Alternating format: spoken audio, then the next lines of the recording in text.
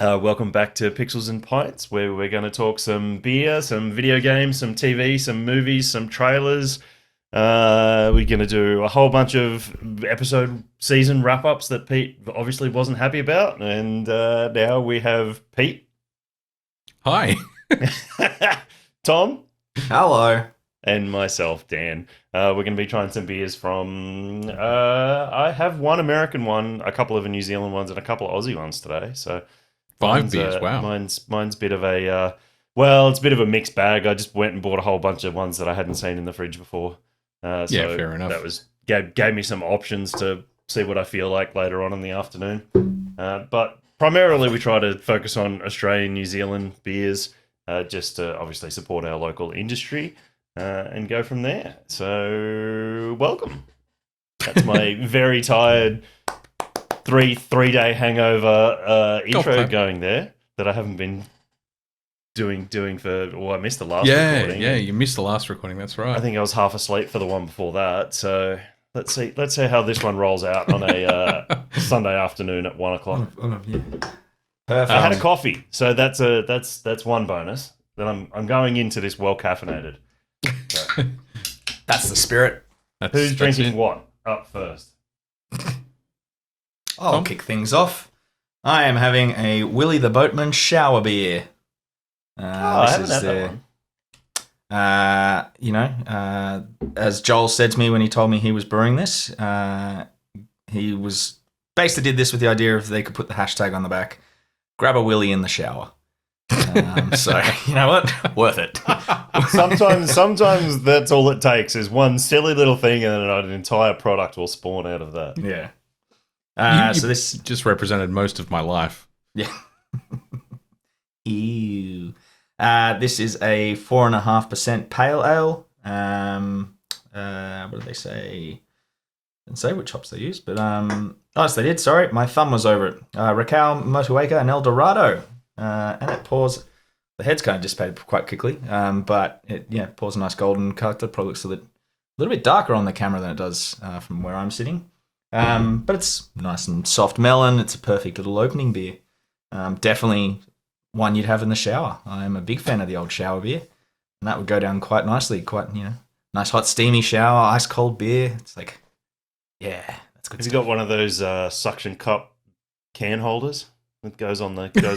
No, my How bogan are you on a scale of 1 to 10? Oh, I don't have one.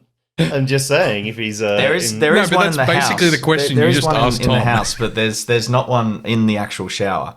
Yeah. I just use the shower. I've got a shampoo. I don't have many products up there.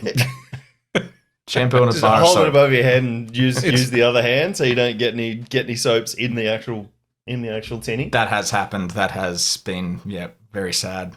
Looked at the top of the can. There's just suds around it, and you're just like, oh, that's not. That's not beer froth. That's shampoo. Oh dear. That's going to change the flavour. Well, by the sounds of it, in Tom's case, his all-in-one cleanser is body wash and shampoo all in one. Been working for years, and look how beautiful I am. You are a very beautiful man, Tom. Oh, thanks, Pete. I'm going to give that a solid 4 pixels out of pints. 4 showers out of beers. What does it taste like? It's soft melon. It's got a little bit of crispness coming through. But it kind of tastes really like rock melony. Kind of the primary flavour I'm getting. It's very nice and light, but it's definitely a good starter beer. Great starter beer.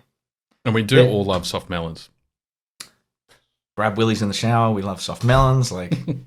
We're just in our element. We're starting right the now. way that I intend for us to continue this episode. Dan, you look like you've got a super bright, what was it, orange? Pink. Reddish. Yeah. Well, it's in real life, it's redder than it is pink there. Tom would have had this one, I'm assuming. You've probably had it too. Beer. Red plum sour from One Drop. No, I haven't had that one. It's really nice. I thought I'd start with this after I just had an enormous mug of black coffee. So I didn't want to dive straight into any oat cream IPAs or anything like that the coffee would interfere with. So I thought some nice crisp acidity there would be the way to go. It's really good, really nice, super clean. The aroma's a bit overpowering. It's quite when I say overpowering, it's super red plum, like almost artificial red plum, but it doesn't taste like that, and it's mellowed out now that I've poured it and it's just settled for a second. So the aroma was really, really over the top to start with, but the red plum characteristic flavor of it's really nice. It's really fruit forward, but not overpowering fruit forward. It's just really nicely well balanced and very low bitterness as it should have, but super crisp and super light and lightly sour, but on that more sour side of things than a lot of cattle sours we get later recently. So no, it's really, really nice and clean. I'll give that a solid 4 as well. Cool. Did they say how many 100 liters of fruit they used in this one? It's 3.4%, by the way. Did the special release sour with a fresh and juicy dose of Australian red plums. Traditional blend of ice base, heavily malted wheat and barley, along with a novel blend of 2 different bacteria and a unique yeast strain. No, that's about all it says. Clean, gentle red berry taste, tartness, backed up with a sweet, full, fresh plum spinning finish. Maybe there's some cherries in there too, or maybe nice. the red plum gives it that. Like that's kind of the aroma that I got off it to start with was quite cherry, but it's super mellowed down. It's really that nice plummy character after it mellowed. About a couple of minutes after it was poured. I'd definitely snap that up if I saw it in the store just to try it. It's right. 100%. I'd drink that again. I'm actually kind of a little annoyed I only bought one, but you never know. How often with does these that happen things, on the show? Yeah, exactly. Reviewed like 400 beers in our time. You don't know which 20 you would love to have more of.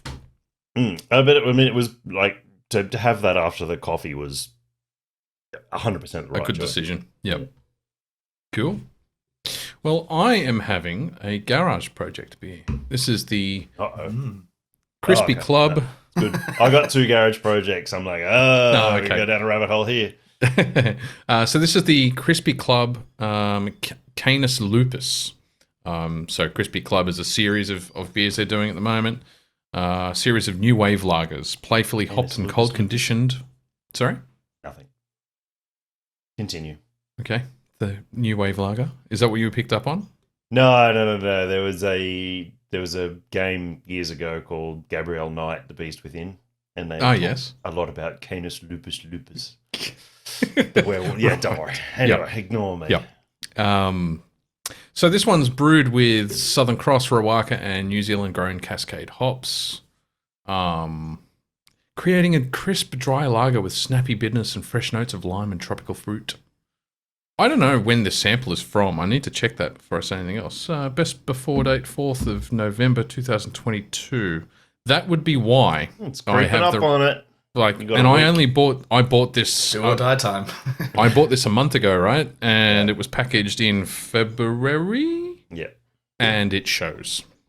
So not as crispy boy anymore. Lovely. No, you know what? It is still. I would say that it's still crisp and dry. But it's lost pretty much all hop notion. Like, there's no resin in this whatsoever. There's no tropical fruitness. There's no lime. It is like a mass-produced lager at this point. Just no bold flavors whatsoever, which I'm going to put down to age. And the other thing is it's extremely thin. Like, really, really thin in terms of mouthfeel. Like watery almost. So I'm getting a little bit of beer envy now because that's really what I feel like today. Like just a bit humid here in Erskineville. I could really use that. Just like a perfect, like an exactly 6-degreed lager, nice and refreshing. I hear what you're saying, but this is average at best. So I would not score this down for age if it didn't have a best before that I'm still well within. So I'm going to have to mark it down. Well within. It's next week, Pete. Yeah, but it's only 6 months on the can. Yeah. And I'm a month away, so like... You're not a month away. It's the 21st of October, 23rd of October. Yeah, I suppose you're right.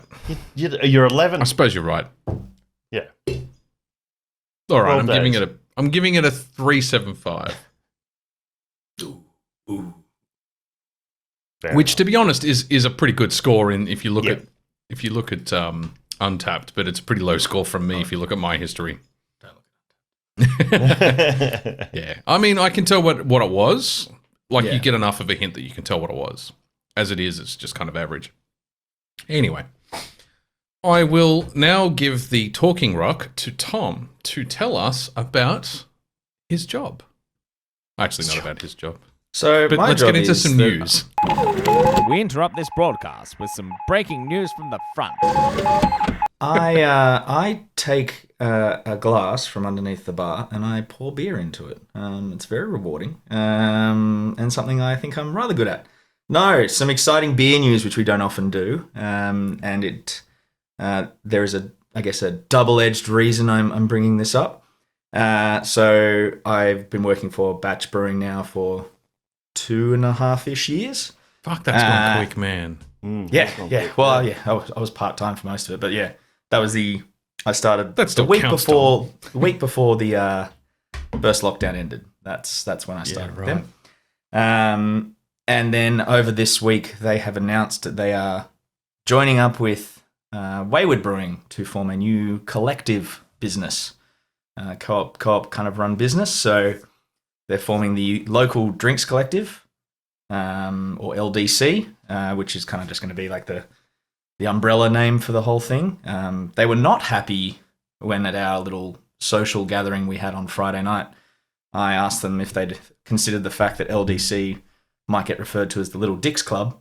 But I'm not sure many people would have made that leap until you said it on a podcast. First place my mind went. Yeah, but... Anyway. So yes, I know some over there that would have found the funny side of it. So. Oh, yeah, they all laughed. There was a moment of like, shit. It's too late now. Crafty Pint, can we get something changed on the article? The LDC will be kind of like, the parent company, and then Batch and Wayward will still exist underneath that umbrella as they currently exist.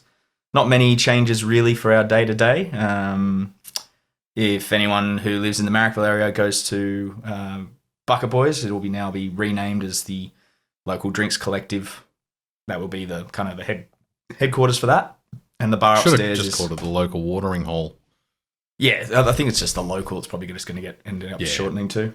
And the bar upstairs there currently is kind of Batch focused. It will now become a Wayward focused bar. That's kind of the biggest change. The only other thing you'll see if you go to either of the main breweries that, like at Marrickville for Batch, we'll probably have like the Wayward Seltzer on tap. We'll have a fridge full of Wayward beers. Same thing will happen at the Wayward tap room. They'll have some Batch beers on and us available for takeaway. But otherwise that's kind of it. It's good. It's shared manufacturing, distribution, and sales between the two. So yep. I've got to say the Crafty Pint article on what it all means put a lot more skin on the bone for me in terms of understanding what the fuck was actually going on. Yeah. Like the initial headline, kind of new parent company, 2 subsidiary, maintain their identity, cool. But the Crafty Pint article goes into a lot of detail that makes a lot of sense. Yeah, I do recommend reading it for anyone who wants to kind of get more into it. But what it means, I guess, for us on this podcast is that as I don't currently review any Batch beers, I probably won't review any Wayward beers going forward.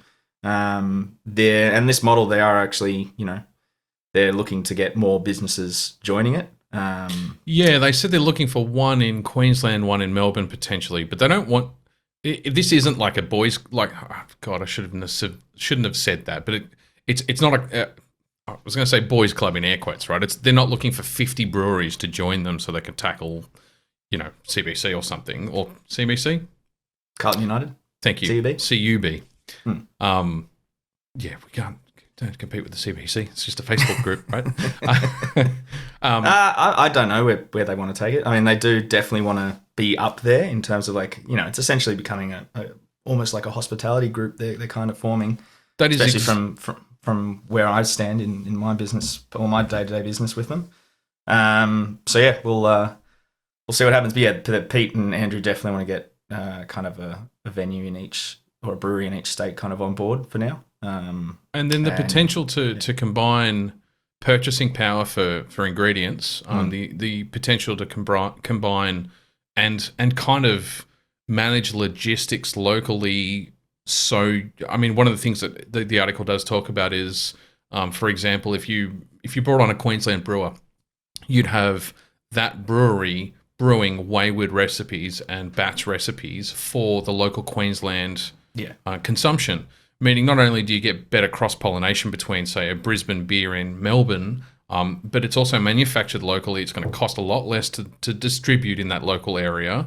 But combining buying power means you get to demand better buy prices from manufacturers or, for ingredients. And you can better compete with the Coles and Woolworths groups that are mass producing this shit and buying in huge volumes. So I think it's actually really exciting. And what I thought was cool was both Andrew and Pete talked separately about the model being quite reflective of how the American craft industry has continued to exist in amongst those monolithic organizations mass producing shit beer. Right? Yeah. This is how American craft has prospered the way that it has, by forming together into communities and combining their resources to tackle those big boys and stay competitive. I think it's really good news. Yeah, it is. It's look, there. We'd had rumors swirling around for a couple of weeks, and there was certain breweries that were coming up as potential partners we were going to be with, and of all the ones that we had, kind of shooting like arrows in the dark at, this is the best of the bunch. So I'm kind of looking forward to seeing where it goes, and are you able to talk to us? For me. Are you able to talk to us a little bit more about how it's going to affect you personally? Or you'd prefer to keep that off the air for now? No, because, if people come into the bar looking for me or whatever, but I'll be moving into more of an hospitality operations role. So, which means I'll be pouring less beer into a glass. So less bar shifts and more kind of from top down kind of managing role, which is so multiple venues. So I'll be looking after the 5 venues. So. Yeah. Okay. So we get my steps in every day. That's for sure. We finally got Tom to where I wanted you to get to. So I just want to say congratulations, mate. Cheers to you. I mean, it's a promotion and it's a big step up in the industry. So for you personally, I think that's great news, isn't it? Yeah. Next stop, I'm taking over the whole beer world. Just going to run it all. Need one more venue in between them so you can stop up in Newtown on your walk through to Camperdown. Oh, if I go via Petersham, Camperdown though. If I go Marrickville to Petersham and then to Camperdown, it's kind of like a nice little boomerang, Yep. Little arc. It's a business hours pub crawl where all the beer's free. Yeah. They're having 5 venues that I will look after. I can go from each one and I'll just check that tab. Yeah, just make sure it's going okay. Yeah. Need to get you one of those branded scooters or something. You could scoot between them. I would 100% go like head over biscuit straight into the footpath. I thought that myself, but my trips to Brisbane for work, those scooters have taken over public transport in the CBD. They're so much fun and they're so fucking easy, and essentially bulletproof against I don't know if any of you guys skated of any of the varieties of skating growing up, but if you found a part of the footpath where one slab and the next slab is about an inch height difference, you could easily trip yourself over. Those electronic scooters go straight over the top like they're not there. Like you feel the fucking jolt. Anyway, I don't know why I'm way off. Next stop, hoverboards. Anyway, congrats. Thanks. Yeah, that's the big one here. So big news too. No more Wayward beers for Tom ever. Reviewing wise. Yeah. That was one thing that there is quite a lot of overlap that I could see between Batch's sour range, because you've got a core sour beer that you've got various flavor variations of. That's mainstay for Batch, and then you've got the Wayward Berliner Weiss, which again, I mean that's part of their core range, but they also do a lot of seasonal iterations on that Berliner Weiss with various flavors. So it was about the only talk about They talk about how they'll brew those, if Wayward brewers want to make a, hazy IPA, then Batch won't make one at the same time. But, we'll try and brew different things. Yeah. So that'll be all Sean's job. So good luck to him. Sweet. Moving on. You and your fucking PS Plus news. I'm going to go grab my second beer while you bore everyone with No, I mean I'm the The only one that's game bored, releases this month. Pretty exciting, that's, actually. That's my PS Plus news. All right. Yep. I'll I'll be right back. So a few games coming out this month of October, which might interest one or two of us. The Gotham Knights has just been released. I wondered what the hell he was talking about. It's not PS Plus at all. Okay. No, he's talking about the next one. So yeah, Gotham Knights, the four not 4-player, it's kind of 2-player, I think. It's 2-player, but they are working on making it co-op 4. Yeah, right. So the dev said something that that's kind of their next potential phase of it is making it a 4-player co-op. So I'm not sure if I'm going to dive into this one. We've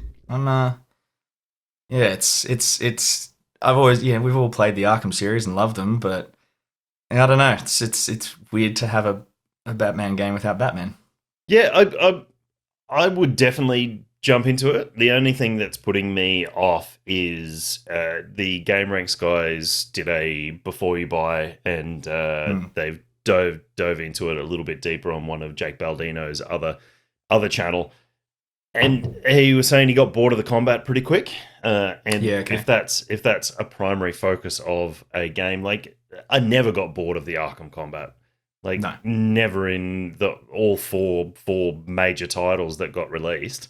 I would happily jump back in and just beat the shit out of some people in that combat. Well, you always wanted to do it just that little bit quicker. You wanted to be just that little bit more fluid as Bat's taken down, a bunch of Joker guys. But so for him to say that the combat was it got a bit stale and a bit boring fairly quickly, I'm kind of like, okay, rightio. If that's I think I will Talking play about it. Gotham Knights? Yeah. That's really disappointing what you just said then.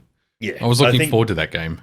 I think I will jump into it because I think all 4 of those characters are good picks to be in there. I think I know it's not part of the Arkham series, but the Batgirl, Robin, and Red Hood side missions on Arkham Knight were really good. Great. The DLC for them, they're really good. I know it's not the same. And I like all of those characters: Red Hood, Nightwing, the Tim Drake, Robin, and the Barbara Gordon Batgirl. I like all those characters in the comic books and all of the other media they've been in. So, actually, no, I shouldn't say that because there was some really bad stuff with some of those characters in TV shows with those characters in it.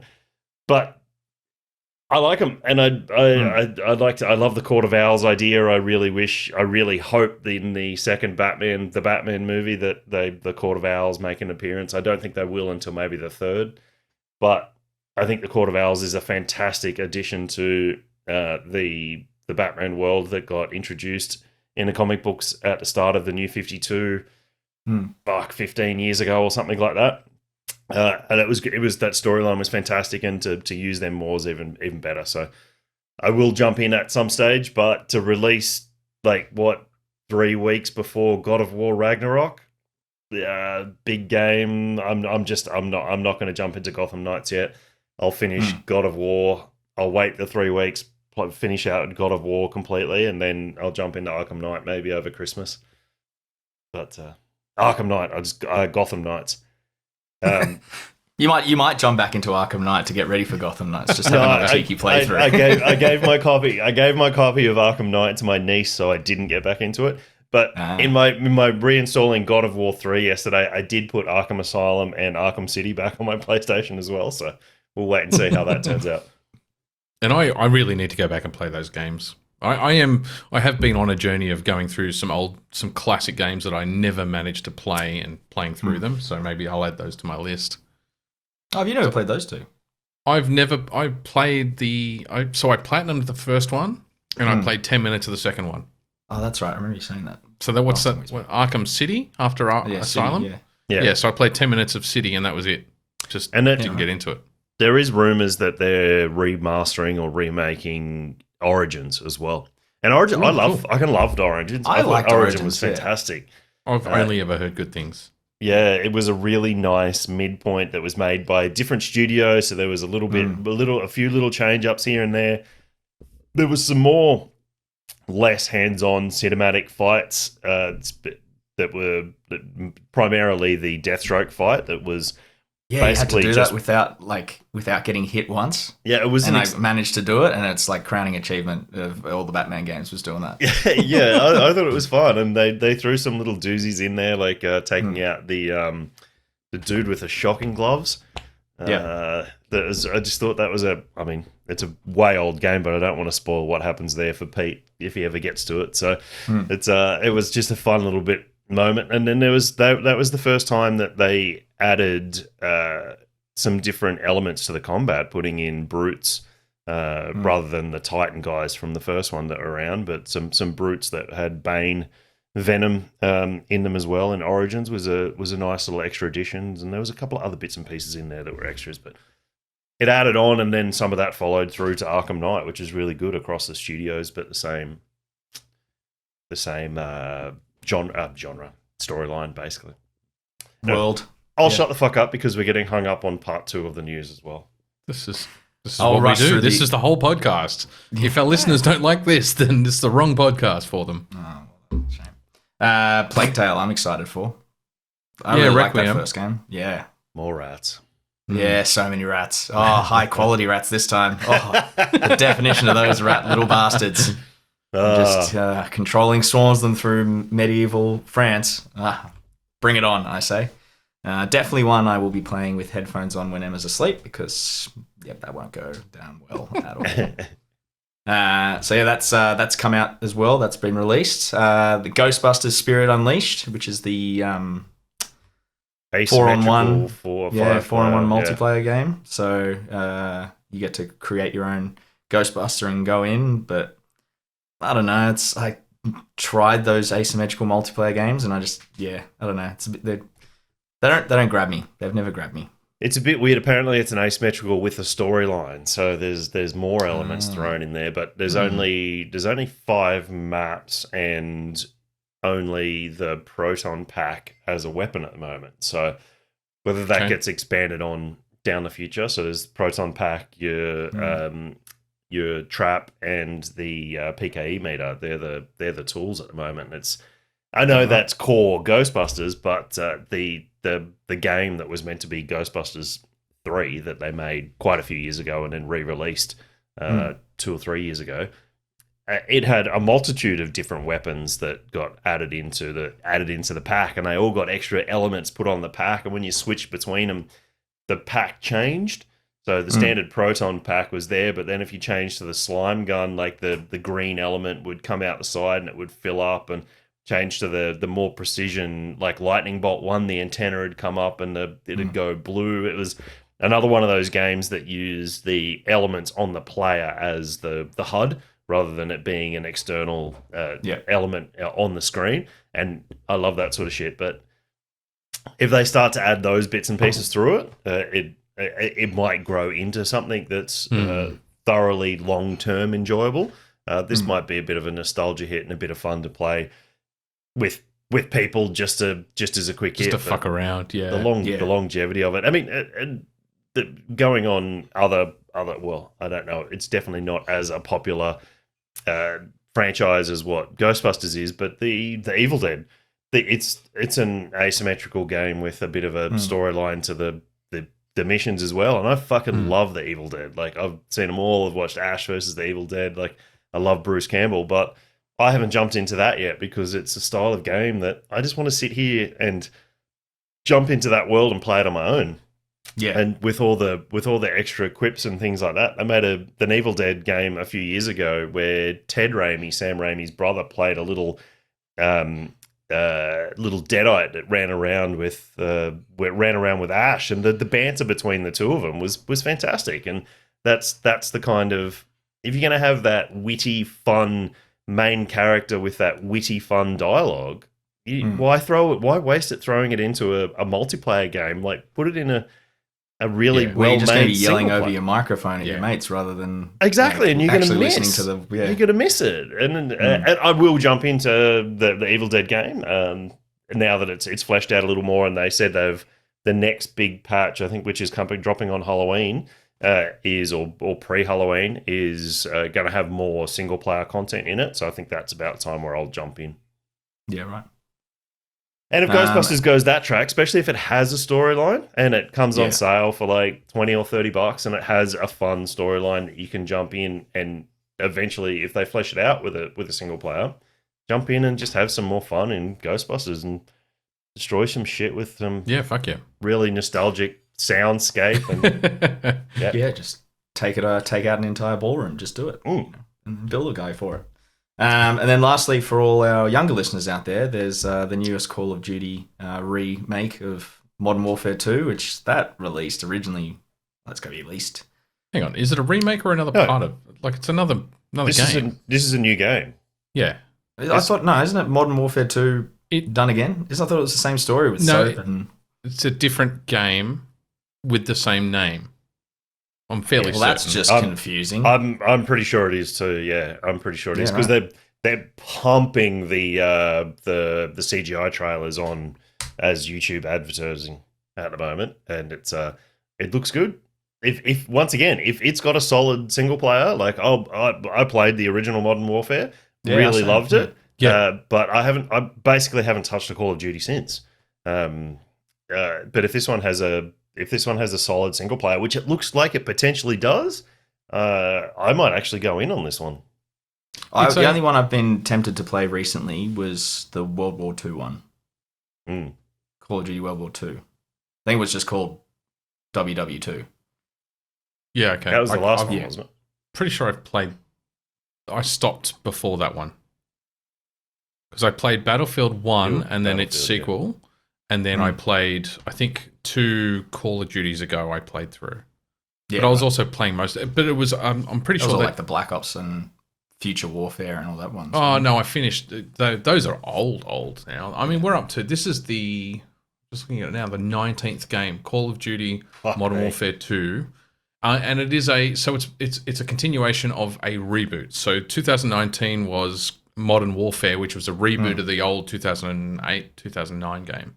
Yeah. Of Modern Warfare. So different storyline, but a reboot, reimagination. So yeah, and this is a continuation of the reboot. Definitely not a remake. We're going to talk about remakes later, believe me. Yeah. Sounded like a threat. I have much to say on this topic. It is a threat. I'm very angry. Yeah. Oh, God. Everybody help us.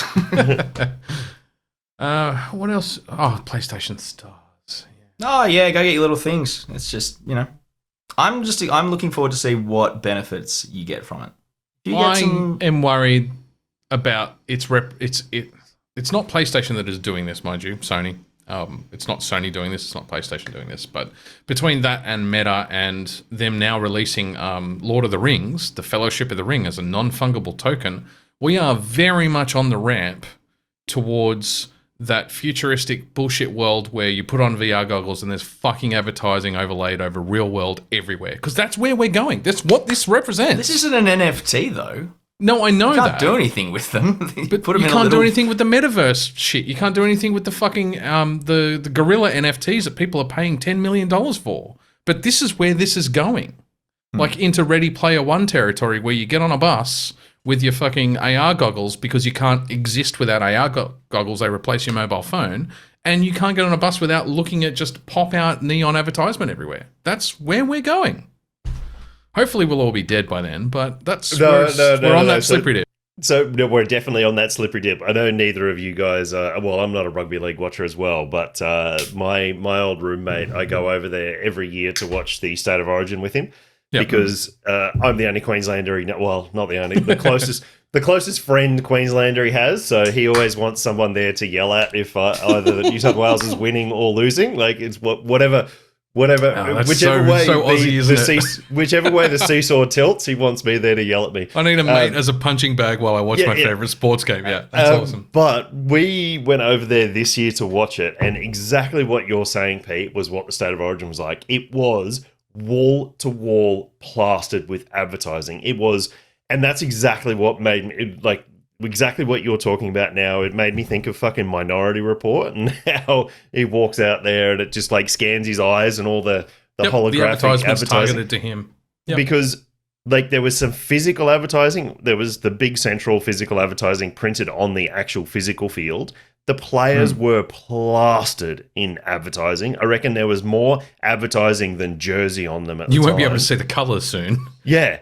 And then over the top of that, they were overlaying digital advertising onto the field as well. So the advertising on the grass would change at each end, depending. Like there was a fucking KFC there, and then they got the other end, there was something else, and they come back down this end, there was something else, and like it was changing. And then you had the digital banners all around the field that were constantly rotating, like the multi-leveled layers of whichever stadium they were at the time that had the digital screens all the way around it, and it was such an advertising overload. And I'm with you. I think we're definitely on that path of. So technology's already changed brains. So if you look at or read about any of the studies they've done on the neuron change or the neural changes that these things have made on kids, on attention span, on the prevalence of ADHD and ADD, on the ability to concentrate on something for long periods of time, on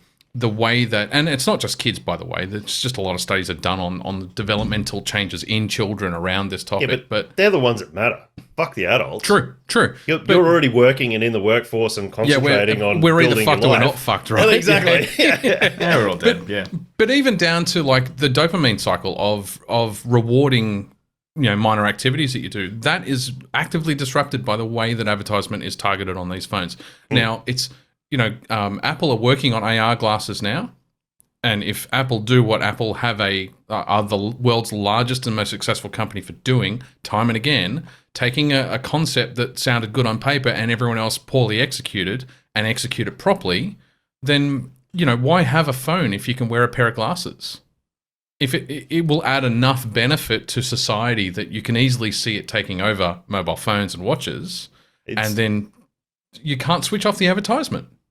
And the pessimist in me says, or I guess the optimist in me hopes that the governments block this sort of shit, because the governments are the ones going to. They're just, as long as they take a cut, they won't stop it. Well, they will if it adversely affects like people taking photos of children in areas, like if you're wearing glasses that have cameras in them, the abilities to record and all that sort of shit.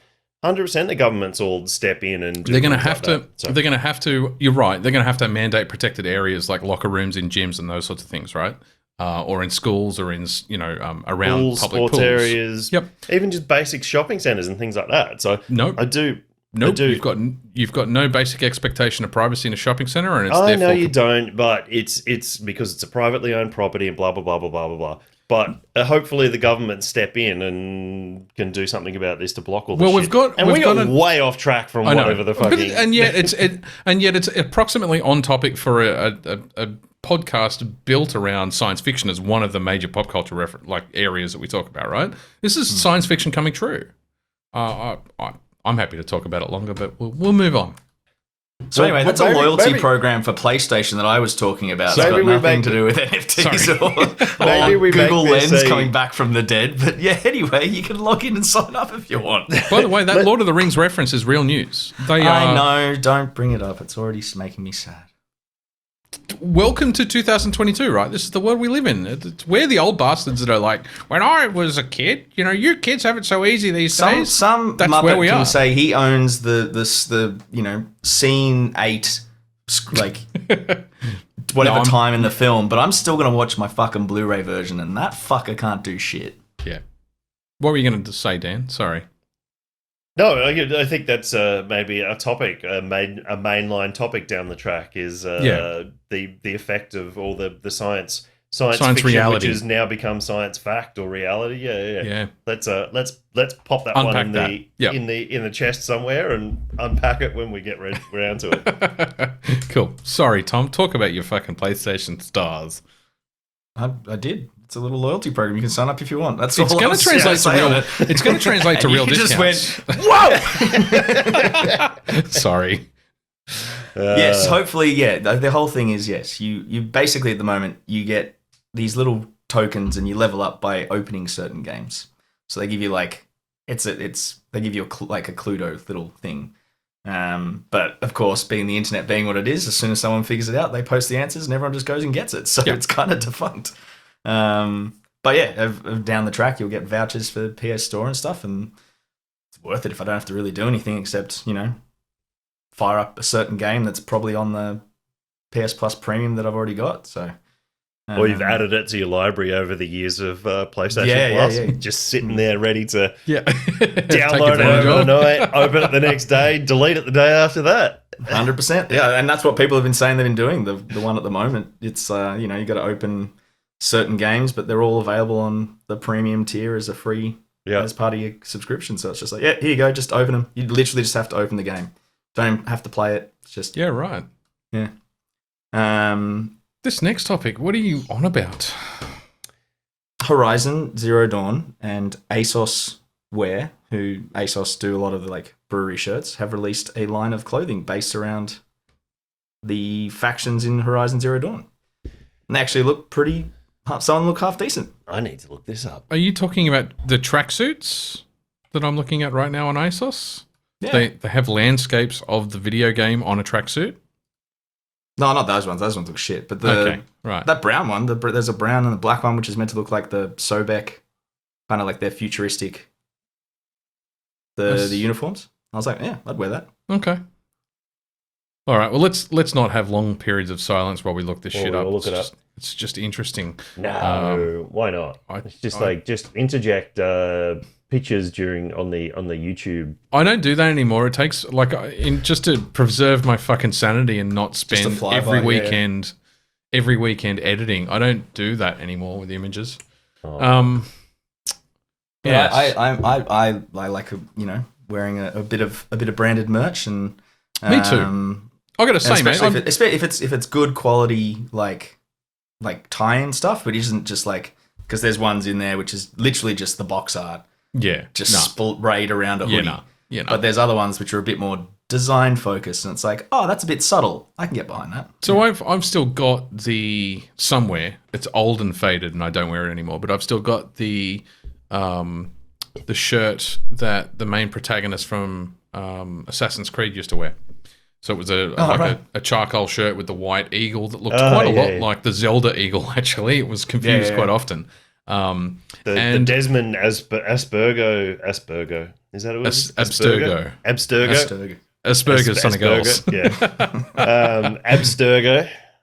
No, so it wasn't the Abstergo logo. It was an Assassin's logo. Actually, it was the crest of the eagle. But I almost bought his jacket quite a few times too, because it's basically just a white or a cream coloured hoodie with a peak on the top of the hood, and I thought that looked unique and cool.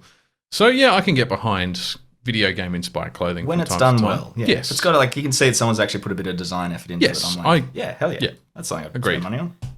Spend money on dumber shit. Haven't we my all? My lights. You fucking noise activated lights. Best $20 I've ever spent. Yeah. The last piece of news, I loved this. I'm going to read it verbatim as I wrote it. #BringbackZacksnyder trending on Twitter after Dwayne Johnson makes an entire movie about his ego. So has anyone actually seen... I think Ben's the only one from us that's seen it. Black Dwayne?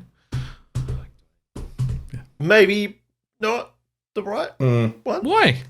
I've taken Black Adam and I've replaced Adam with Dwayne. You can misinterpret it as racist if you want to. I know you're not going down that path, but not everybody does. Yeah, they don't listen to our show. Fair enough. No. I mean, from what Ben said and what I think it was Ed that dropped in our Pixels and Pints chat the IGN review of it, and they said exactly what we were talking about, and we were predicting. I think on this podcast. Yep. And Ben said exactly the same thing. If it had been released 10 to 12 years ago, it probably would have been groundbreakingly awesome. Yeah. But I mean, it looks impressive. Like the special effects and everything look fantastic. I mean, fucking Hawkman and Dr. Fate look brilliant in what I've seen. Yeah. But even indie, $10 million, $10 million budgeted indie movies now have the ability to buy CGI that is fucking utterly seamless. So the quality of the graphics is no longer that relevant But it's not just that. I mean, you can have an indie movie that has fantastic special effects to it, But if it's not framed well and filmed well, it's still going to be a piece of shit. Like, Sure. there's points there where, and don't get me wrong, vice versa as well. I've seen some indie movies that have been filmed and framed absolutely beautifully, and some worked. Hollywood movies that have been terrible. Oh, exactly, absolutely correct. But this was just, and there's no, even just listening to the Black Adam. Like, I don't listen to radio in the car ever. But Louise always has it on Triple M. Like, she plugs her phone in when she's in there, but it's playing up at the moment. So we were driving around just this morning, and we couldn't put anything through the radio because the port's playing up, and Triple M had an ad, and it's just The Rock talking over it. And it's just like, this is just The Rock. Like, this is just Dwayne Johnson's voice. It's like, the it doesn't, WWE character in a DC movie. That's it. But there's no different, and this is exactly what we were saying. There's no different inflection to anything. It's just delivered the same way he probably talks in real life. It's the same way we've heard him talk on social media. I've unfollowed For 20 him years. too. And yeah, exactly. That's the thing. Like, it's just, and this is exactly what we knew it was going to be, with some little tidbits here and there that are going to be good, and whatever. Fucking. Well, the problem and is the the heavily tidbits- leaked cameo that he tidbits fucked that were up. meant to be good. He's gone out and told everyone what happened. So what was the heavily leaked cameo? Do we want to spoil that for Nah, the let's three not. people on the It's- internet it's- that don't know? It's only been out for like 3 days. Okay, well, We'll you sit tell on me. that. You tell me. I'm probably going to go see it on We will. Monday, on I'm like not. on cheap Monday. I'll go up to the Dendy and watch it. You can Absolutely do a not. review on it and spoil the fuck out of it for Dan and I, because I'm not going to watch it until it's streaming for free. I won't even rent it for $6. Fuck no. So And if it's not on a streaming service I still won't get that streaming Yeah. service to pay for it. oh fuck no. Oh no, then you torrent it. No, we don't do that at all ever. No. Actually, I genuinely haven't. It's, you know what? It's the convenience of streaming that killed torrenting. Yeah, it's That's true. all it is. Anyway, Well, I need to get one more movie in the next like couple of weeks for my Dendy membership, so I get a free movie. So I might just go see The Rock and when I'm hungover tomorrow Okay. and watch it. And, but I just love the fact that #BringBackZackSnyder was the trending Twitter response to the whole movie. And Now- that's not a good idea. No, it's not. And, That's- and Zach said he would never come back to it. And the owners of DC, the movie, or Warner Brothers have Discovery said, now? yeah, I can't remember who owns it this month, but Give it whoever to owns it fucking this month have said they Matt never will. Reeves. Just let Matt Reeves do it. He probably They're struggling. won't. So probably the problem won't, is they but- can't find a showrunner. Everyone they've offered the role to has said, go fuck yourself. And why would you, after the fucking shitfire that's happened over the last 10 years of everything? Well- Like, it's just... You say that, but the same, and granted, it's been over a longer, protracted period of time, but we had the same issues with Marvel at the start before Feige came on board. You had 2 or 3 shithouse Thor movies. Thor movies? No, sorry, not Thor movies. Iron Man. Hulk movies. Sorry. You had. What are you talking about? The Eric Banner Hulk is a masterpiece. It was only on TV the other night, too. The only good part of Jumping that was around Eric like the- Banner was the actor in it. That's it. No, the best part of it is when he's doing his big jump in the desert, and the only thing I could ever think of was the weightlifting flea from Looney Tunes, and how it would do those massive leaps off the dog's back, and then the dog would scratch and he'd like pound the ground. And that's all it was Hulk in flea form. It was great. Yeah. Look, graphics weren't up to scratch at that time to make that kind of movie. That's just the reality. But yeah. So my point was, DC Universe, if the right person stepped up right now, they could be the person who turned it around. You'd have to be very. You'd have very massive, certain of shiny yourself. steel balls. Yes, Yeah, absolutely. You'd have to be certain you had a But you know- grand plan in stone. Yeah. But you know that Warner Brothers would throw money at you like nothing else if you could convince them you could turn it around. Because they're sitting on a fucking gold mine. How much money are Marvel making? Like billions and billions of dollars. Too much for what they're putting out at the moment. And exactly. And DC have better stories. They have better characters. I've said this for years on this podcast. There's better intellectual property to draw from in the DC universe than there ever was in the Marvel universe. They just haven't been able to bring it to cinema. Funny you should say that. That I think the relatively original story that they did for the Batman, where they only drew certain elements from the Long Halloween and I know it wasn't. It was year a one, but some bits and spiritual, pieces. spiritual content draw rather than a direct content representation.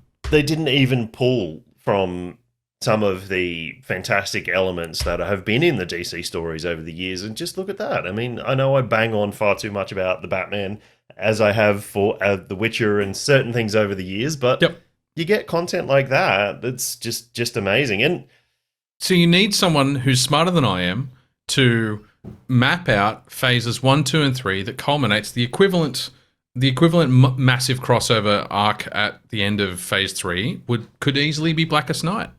Now you've got a complete map for all the characters you need to bring into their own individual movies. You've got your Civil War equivalent, and then you've got your massive climax at Blackest Night, and then you've got Brightest Day as an anti-climax for phase 4. that would fucking break the world if they were able to pull that off. It is one of the best crossover Night. fucking comic book arcs of all time. Yeah. And it just, if somebody could pull that off, that would be like incredible. But and I'm sure people have thought about this. I mean, why not take something like that and don't do these individual load-in movies now that we've had for these characters? We know who these characters are, and like your main. And I know the one thing that you could skip the characters that we've had movie arcs for within DC. So you could skip Superman, you could skip Batman, you could probably skip Wonder Woman and Flash and all of the other. Although the actor that played Cyborg has now officially left DC. He said he's never doing another DC movie, so that's him off. He was a good actor for that role. You're right, Dan. You could skip a lot of those individual movies, but I still think you need a couple of establishing movies to get you off the ground and get the momentum, and also set the tone for the universe you're going to operate in.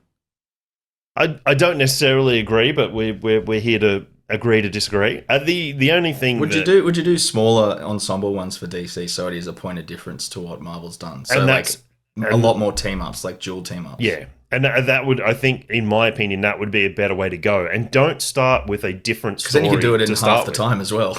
Don't start two people per movie. Don't start with the introduction. And I know it's apples and oranges here, because back when they did Iron Man and Captain America and Thor, like they probably had an idea. They didn't have a plan. They were leaving breadcrumbs, but that was it. But that was it. And they had no idea how this was all going to roll out 17 years later or whatever the hell it is.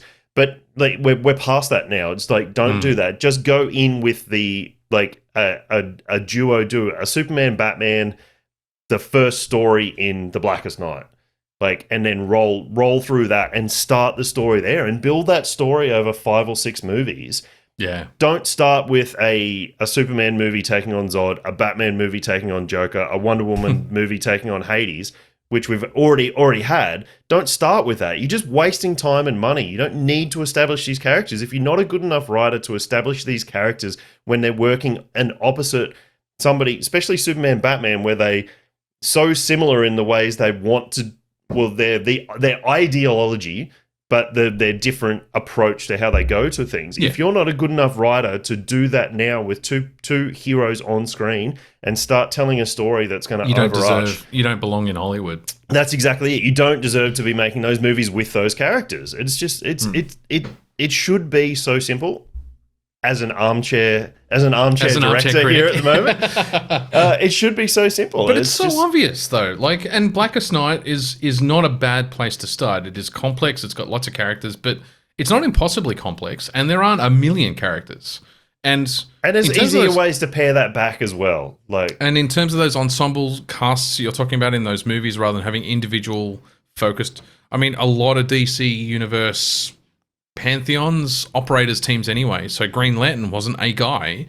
It was the Green Lantern Corps. There's 3 or 4 characters you could introduce in a single movie, and those 3 or 4 characters are the ones that are directly relevant to the core storyline of Blackest Night.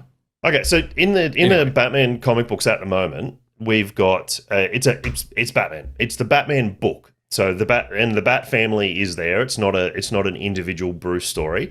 It's a callback to the Tower of Babel story that was done years ago, where Batman built Brother Eye, and it's a callback to that. And if you don't which was a great storyline too. By the fantastic! And they're doing they're focusing on this, and there's something that breaks out of, because Bruce isn't working out of the Batcave at the moment. And out of you see a couple of panels, and there's like there's a computer going in the background, and then all of a sudden this Batman shaped stringy robot breaks out of the Batcave, and he's called Failsafe, and it's this Failsafe thing that Bruce had programmed in that has the ability to beat all of the heroes, the same as Brother Eye did back in the day in that storyline. And it's the personification of that rather than a whole bunch of little contingency plans popping off against each hero. We've gone 4 books now, so over 4 months we've had a book with the Bat family trying to take it on. Bruce is completely broken at this stage, and then halfway through the current one, Superman turns up. I've seen that comic panel. It popped up on like my Instagram feed the other day.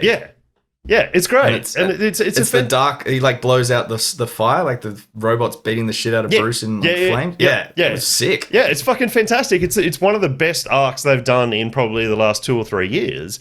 And Superman just pops up. There's a very little explanation. Like Bruce is literally broken on the ground.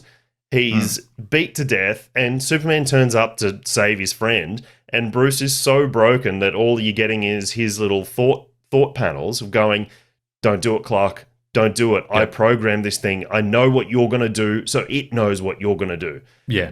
And then and that's Clark's little bit in that, and then. But wait, hold on a sec. Hold on 2 seconds.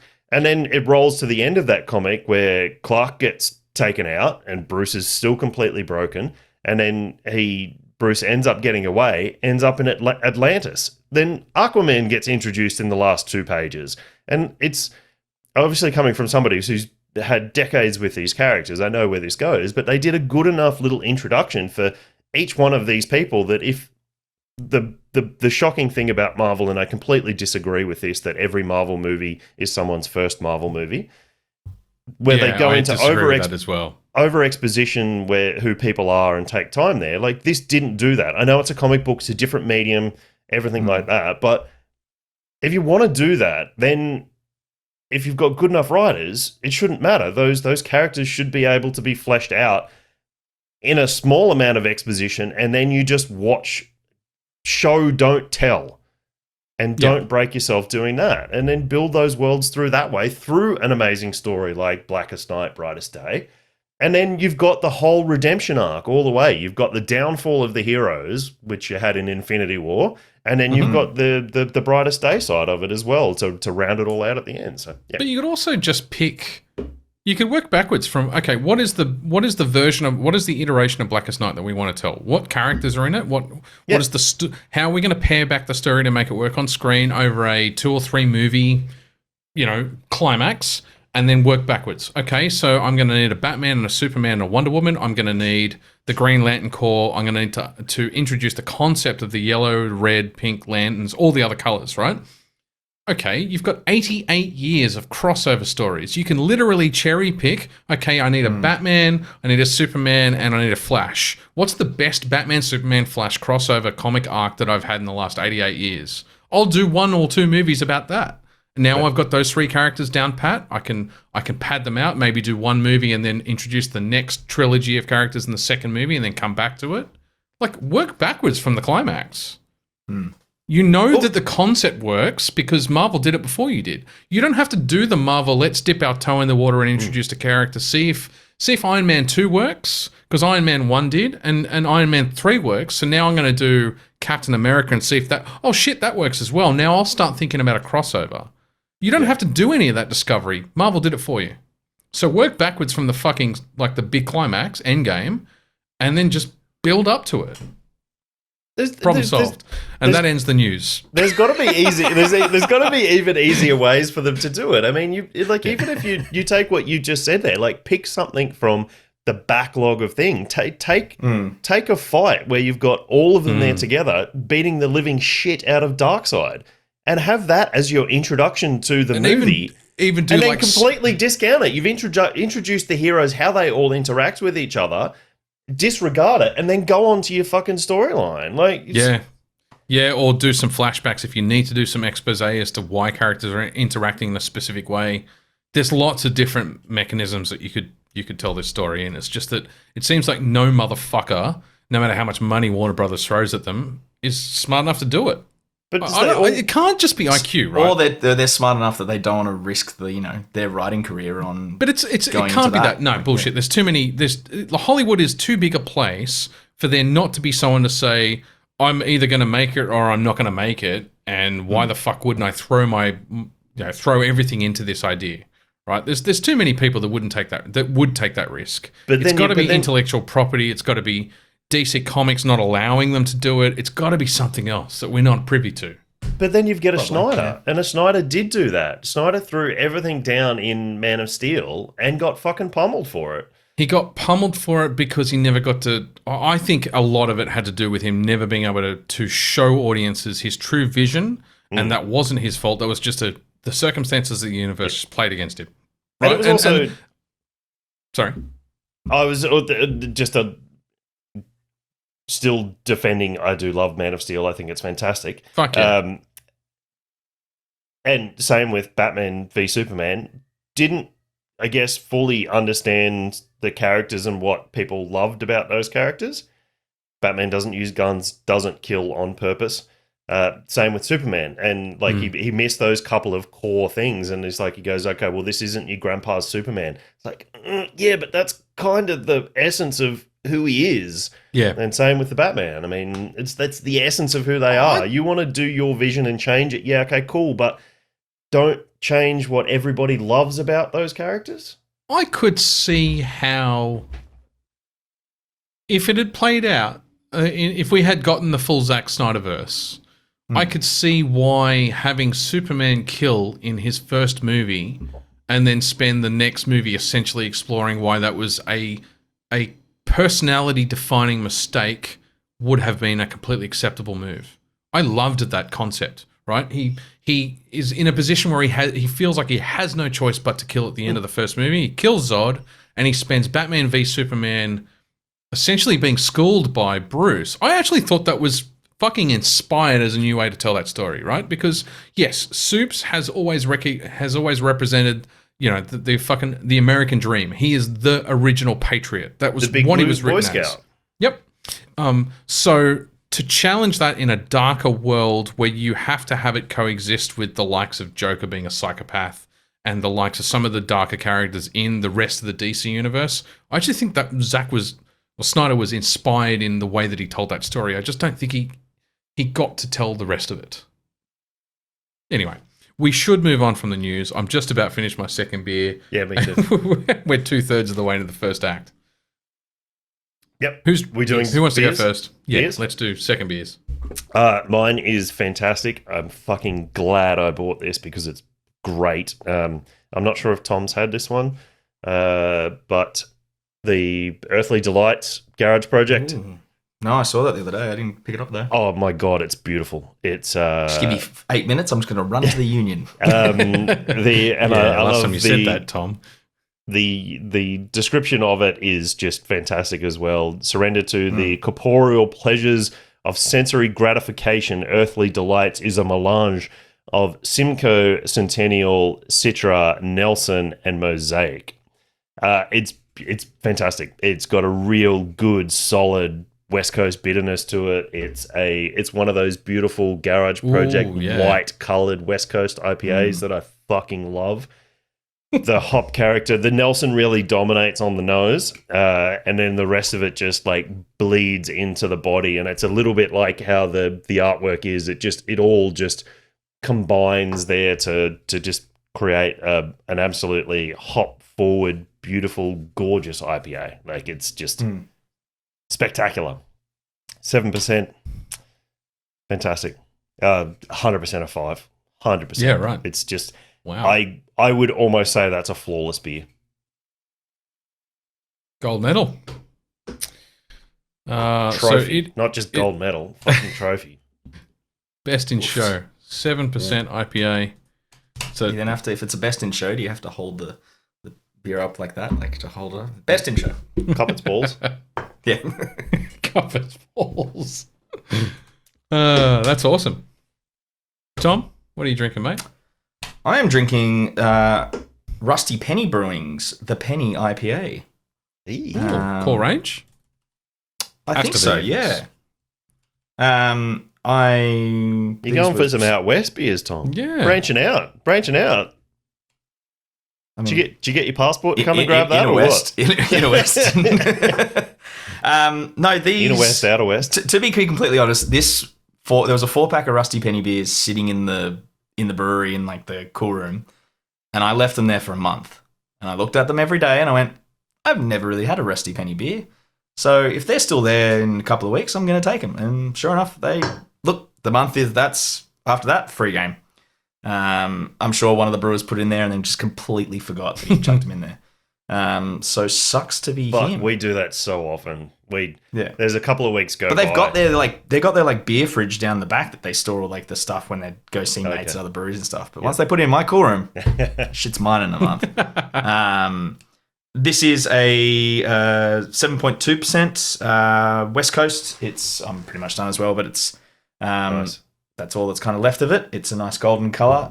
It's really floral. There's like a bit of spiciness to it as well. It's quite solid. Especially like I didn't know these guys were canning and putting their beers out. So I think it's kind of cool to they have been for a while stuff. since 2020 lockdown. I think they started to get East Coast in and do something. Obviously, that's my backyard. So yeah, I tell you what, whoever wrote the Untapped description for the beer, I hope it's not what's written on the back of the can. Is there any description on the back of the can, Tom? There's a massive paragraph. Can you just read the first sentence or two, please? The penny is one for the hopheads. Keep going. The malt that is used to reach the higher ABV and give this ale its heat and full-bodied mouthfeel. Yeah, okay. So it's the same as the description, and whoever's writing it, and it clearly has dyslexia. It is one of the worst descriptions I've ever read on Untapped. Wow. I didn't get that halfway through. The malt that is is used to reach the higher ABV and give this ale its heat and full-bodied mouthfeel, is hidden behind those massive additions of big floral hops late in the brewing process. It finishes sweet with lingering flavours of passion and grapefruits and a moderate level of spice from the American hops coupled with the esters from the carefully chosen house yeast. I mean, they're not wrong. That's what I'm tasting. Passion fruit's one word. It's I was going to say, lingering flavours of passion. Yeah. No one wants to think about maybe those. They were just listening to some Midnight Oil when they were writing it and just got really into Power and the Passion. Tom, if you ever utter the words, I'll leave you with lingering flavours of passion, I think you're in trouble. That's definitely going in the vernacular. Thank you, Peter. I don't get the sweetness they're talking about. I get a bit of the grapefruit. I don't know how old this can is. I can tell you though. It's about 4 months old. Actually, 4 months old to the day. Well done, Tom. You know what dates are. But yeah, it's definitely still got that floralness and that spice coming through. There's it's good. It's a solid West Coast, and 7.2. It's like it's got enough of that heat, the kind of boozy heat. It's like, ooh, I feel good now. 7.2%. And it's just like going out from it's radiating across the pectoris. Yeah, it's just like, that could be the humidity in this house right now. It is fucking humid, man. But I would, I'd give that that's a solid 4 again. That's good. Cool. Pretty cool snake as well. Look at that little bastard. Look at him go. Yeah, nice. Yeah, I saw the label. Cool with glasses. Yeah. Cool. Peter. I am drinking we don't review a lot of these on the podcast for obvious reasons. I'm drinking the Australian Brewery's Mango No. 5, the Hazy Mango Pale at 5.5%. Really badly labelled. Like I need to call these fuckers out. Actually, I've got to say that Rusty Penny is bang on. It is, like there's not even a millimeter difference. I wasn't running the labeler that day either, Pete. So I'm not taking responsibility for that one. I got to say, this is the 4th out of a 4-pack that I had. It is an excellent hazy. It really is. It's dank as fuck. There is some Azaka in here, I think. Is it Azaka? Is that where it's getting its dankness? Yeah, it Azaka, is. Yeah. And you do get mango. And the mango complements that dankness really perfectly. So you kind of my perspective, particularly coming from an unfiltered lager straight into this, as soon as I tasted it, I got like an IPA style, almost orangey pith into, oh shit, this is a dank beer, and then that smooths out into kind of a sweet mango puree. Because mango is quite a subtle flavor in beer in most cases, but I think the dankness really kind of adds to that flavor profile. So I'm pretty fucking impressed. I've been smashing through it while I've been yakking. That was James, our lead brewer. That was one of his limited release ones. So, and it's not particularly new either. I mean, we did that 4 months ago. I can't read the printing on the bottom of the can is indecipherable because it goes over the edge of the can. Yeah, we have problems with the printer at times. Best before 5th of the 3rd, 2000 and dots. The dots are too far apart to read. Yeah. Anyway, I'd say that must be 23, 5th of March, 23. Oh, yeah, would have to be. Yeah. So I don't know when it was brewed. How long do you usually put on it? 12 months or 6? I think we put 9 on that one. Okay.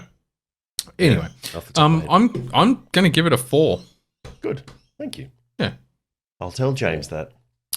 No, I'm sure enjoying he'll those give a ones shit. as well. Who's that? Oh, no. Pete? 100% he would. I mean, he's always looking for feedback. That's one thing about James. He's always looking for feedback, whether it's constructive criticism or good feedback or just outright untapped feedback.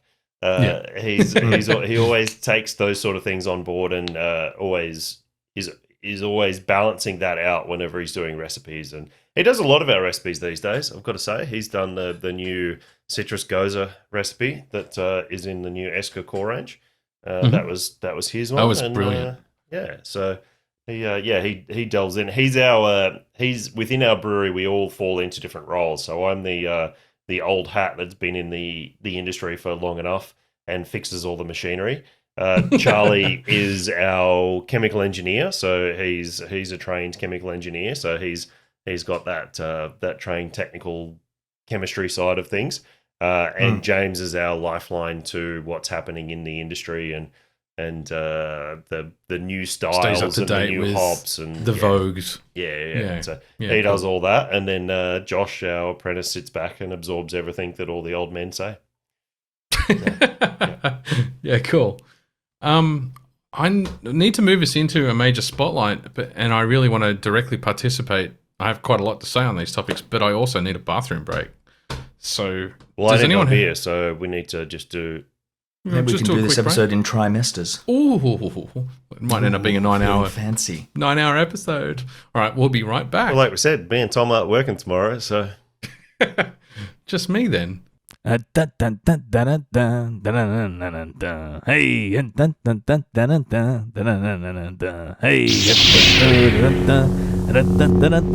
hey. And we're back. We've just spent 15 minutes staring at fucking still images from Rings of Power. So I think we're going to kick off by doing our series wrap-up of Lord of the Rings, Rings of Power. And I've just realised I look like an absolute creep because I'm staring really close at an image, but that doesn't translate. Oh. No, I mean, that's just you in general. That's fine. Yeah, that's all right. Okay. I'll sit back now.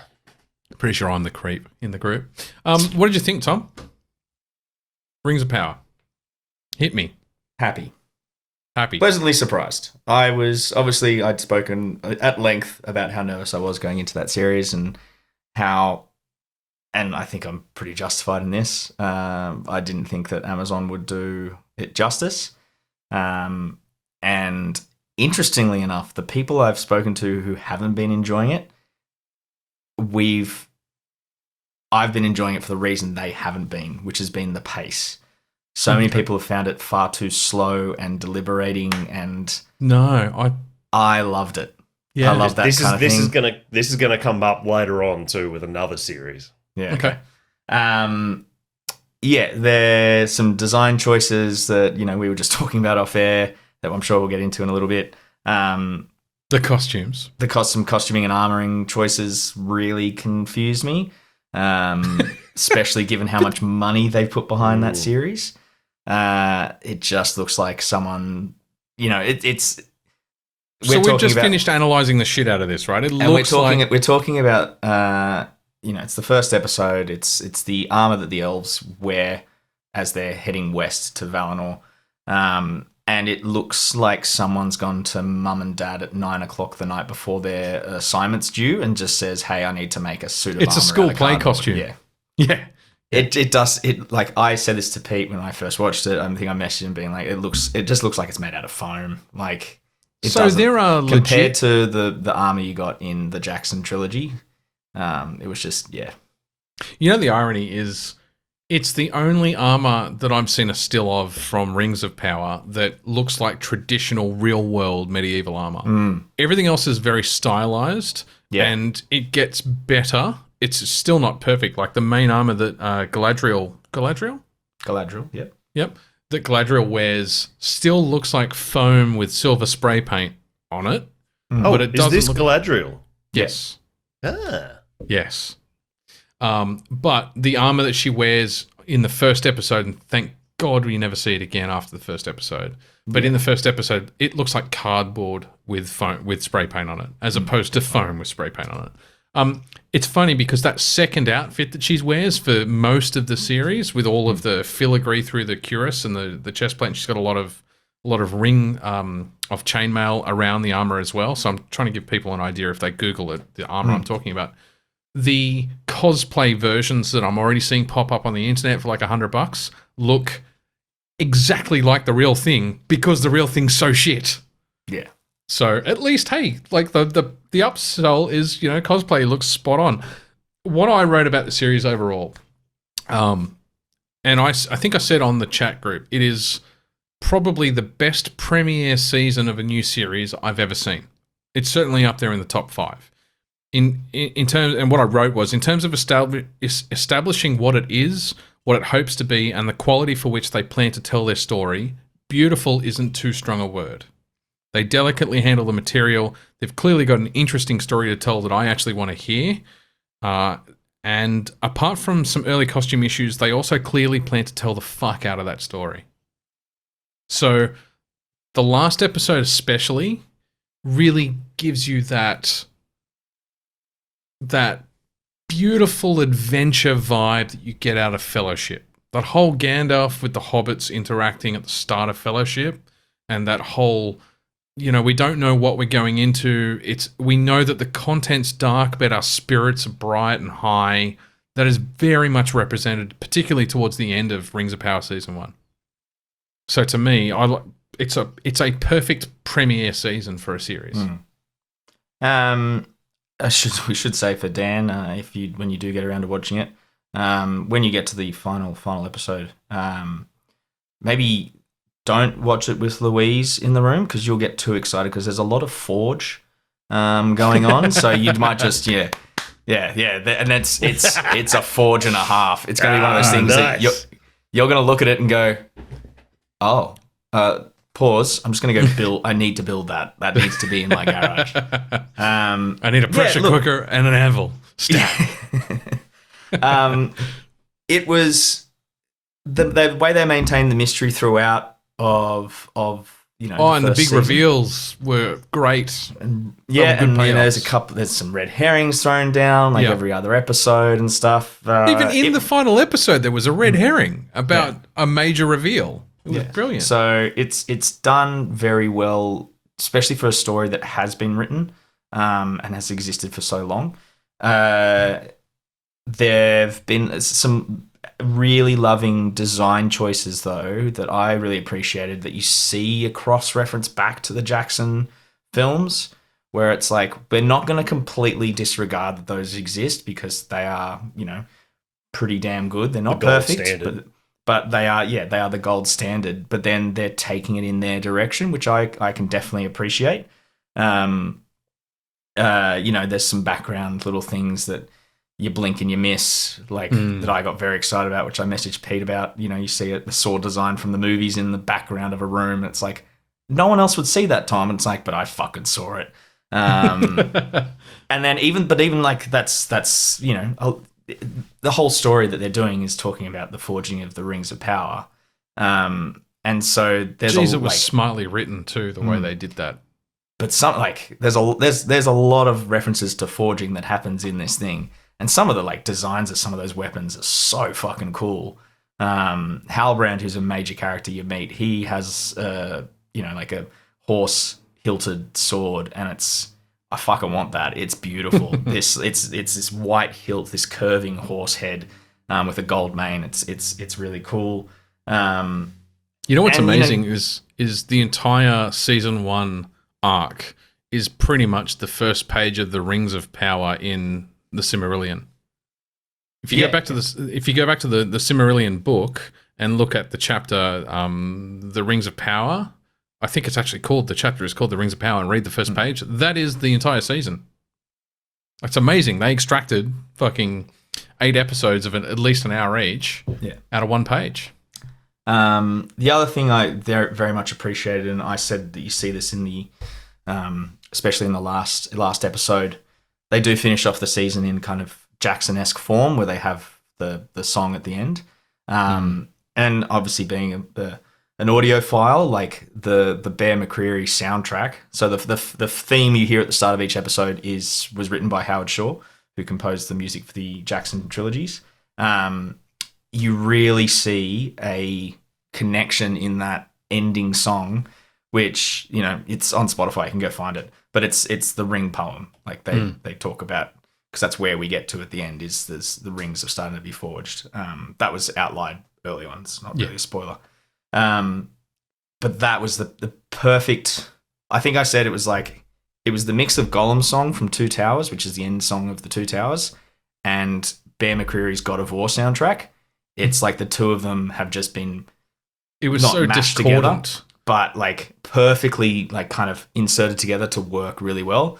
And the morning after that episode aired, I was walking Jasper in the park, and I just had that on loop. I listened to that song maybe I found that song 15 times. It's hauntingly beautiful, and it's such a good mashup of those two composers' styles. I don't think I could describe it as that song you're talking about as hauntingly beautiful. I think, and don't get me wrong, what I'm about to say, I scrubbed down to it was by design. The reaction I gave was by design, but I found it discordant and off-putting. Just creepy is too strong a word, but it kind of had that put me on edge. And beautiful. No, it didn't err into the beautiful side for me, but it depends if you like minor chords or not. Yeah. It is if you're looking. Send you the Spotify link. Yeah. No, I was just gonna bring it up on YouTube. I'll look up the name of it now. Is it from the? Oh, yep. You're gonna bring up the name. Yep. Cool. Yeah, it's from the Rings of Power soundtrack. So it's they've only just kind of added it. It's called Where the Shadows Lie. So sung by Fiona Apple. It is Fiona Apple. Fiona Apple, good singer too. Yeah, I like Fiona Apple. Yeah, and then I without getting into spoilerific territory. There are some things I'm probably not as on board with as I think other people are in terms of way characters have gone. But it's probably something that I'll message Pete about later, so he knows exactly what I'm talking about. But I think he already knows. But I have to say, without a doubt, the standout character of this entire season is Durin the Dwarf. He is the fucking best. He is the fucking best. He's such a dude. Yeah. And seeing Moria in full swing, Khazad-dûm in its heyday as a dwarven lived-in city was And the culture. This is the most dwarvish culture we've ever seen from that Lord of the Rings universe. Yeah. Interaction between man and wife, interaction between king and subject. Yeah. The social dynamics in that society. It's certainly more exposition than we've ever seen around the Dwarven Kingdom, and I found it really interesting. But so no, I was thoroughly impressed. Yeah, impressed and happy with the general direction of this first season. In so much that as the credits rolled on season 1, I found myself going, "Why can't I watch season 2 start now?"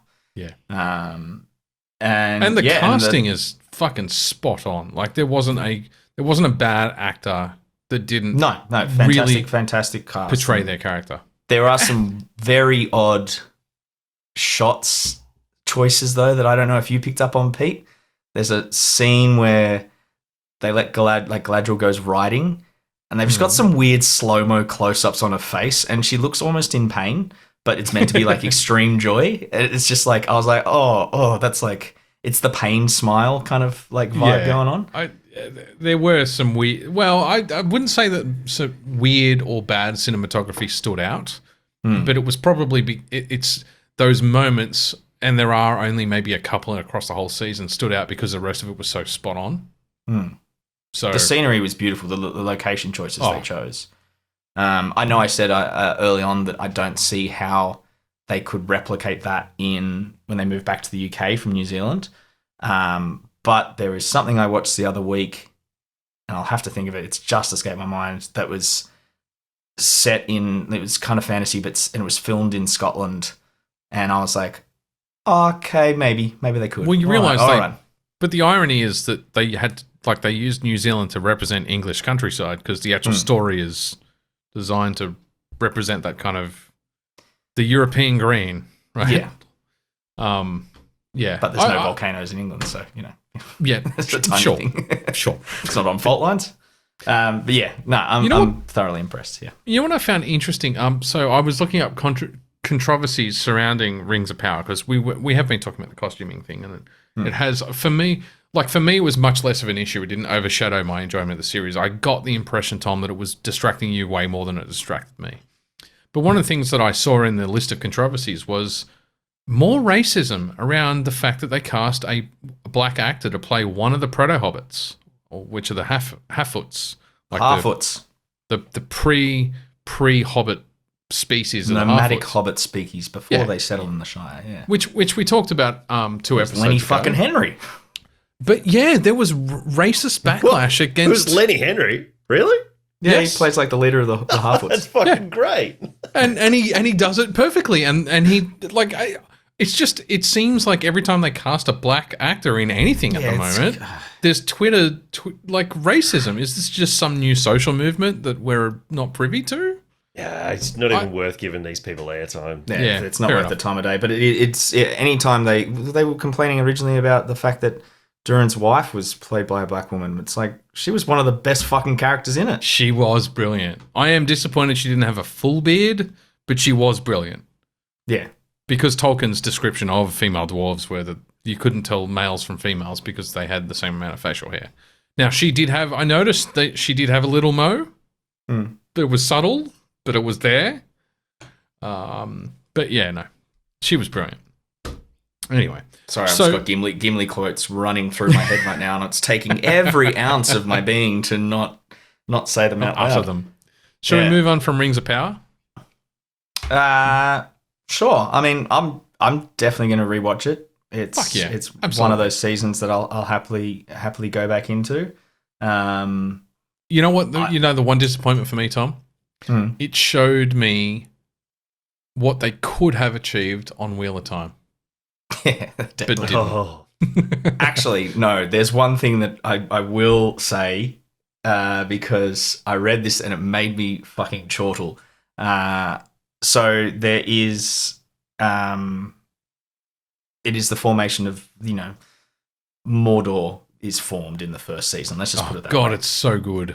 And there's quite a cool scene of how Mordor goes from being what it originally was, which was a green and fertile land, into the barren desert that we know. And that happens through Mount Doom comes to life and is erupted. And the thing was, geologists went around and said the way they show how Mount Doom is forced to erupt is accurate. That is 100% what could happen if you did it the way they did it. What is not accurate is then characters surviving a pyroclastic flow in the next episode. No one survived Pompeii, guys. Yeah. And that's what you just represented on screen was Pompeii. It's literally like the rolling fire cloud coming at Galadriel, and she just goes, plot armor, can't kill me. and just like takes it head first. Like it's just like that is one of the only things I thought, because they went to such lengths to show that the way they erupt Mount Doom is accurate. Like synthetically erupt a that can happen, but then in the next kind of like couple of scenes to have a seemingly, she is a very powerful old elf, but I don't know if she, her skin could survive like that level of pyroclastic flow coming at her at that speed. Yeah. So it was just like, it just kind of mind boggles you. It's like, if you've gone to such lengths to research how these things can erupt, why would you then just throw people into a fire You have to suspend your disbelief sometimes. I know, but it's just one of those things because they made such a big deal about how they got geologists to sign off on that, and then they just forgot to check about the next bit. Like, I obviously haven't seen it, but all I can see from my mental picture of Tom's description here is Galadriel and just Gandalf in front of her going, "You shall not pass," and just like the separating of the cloud around her.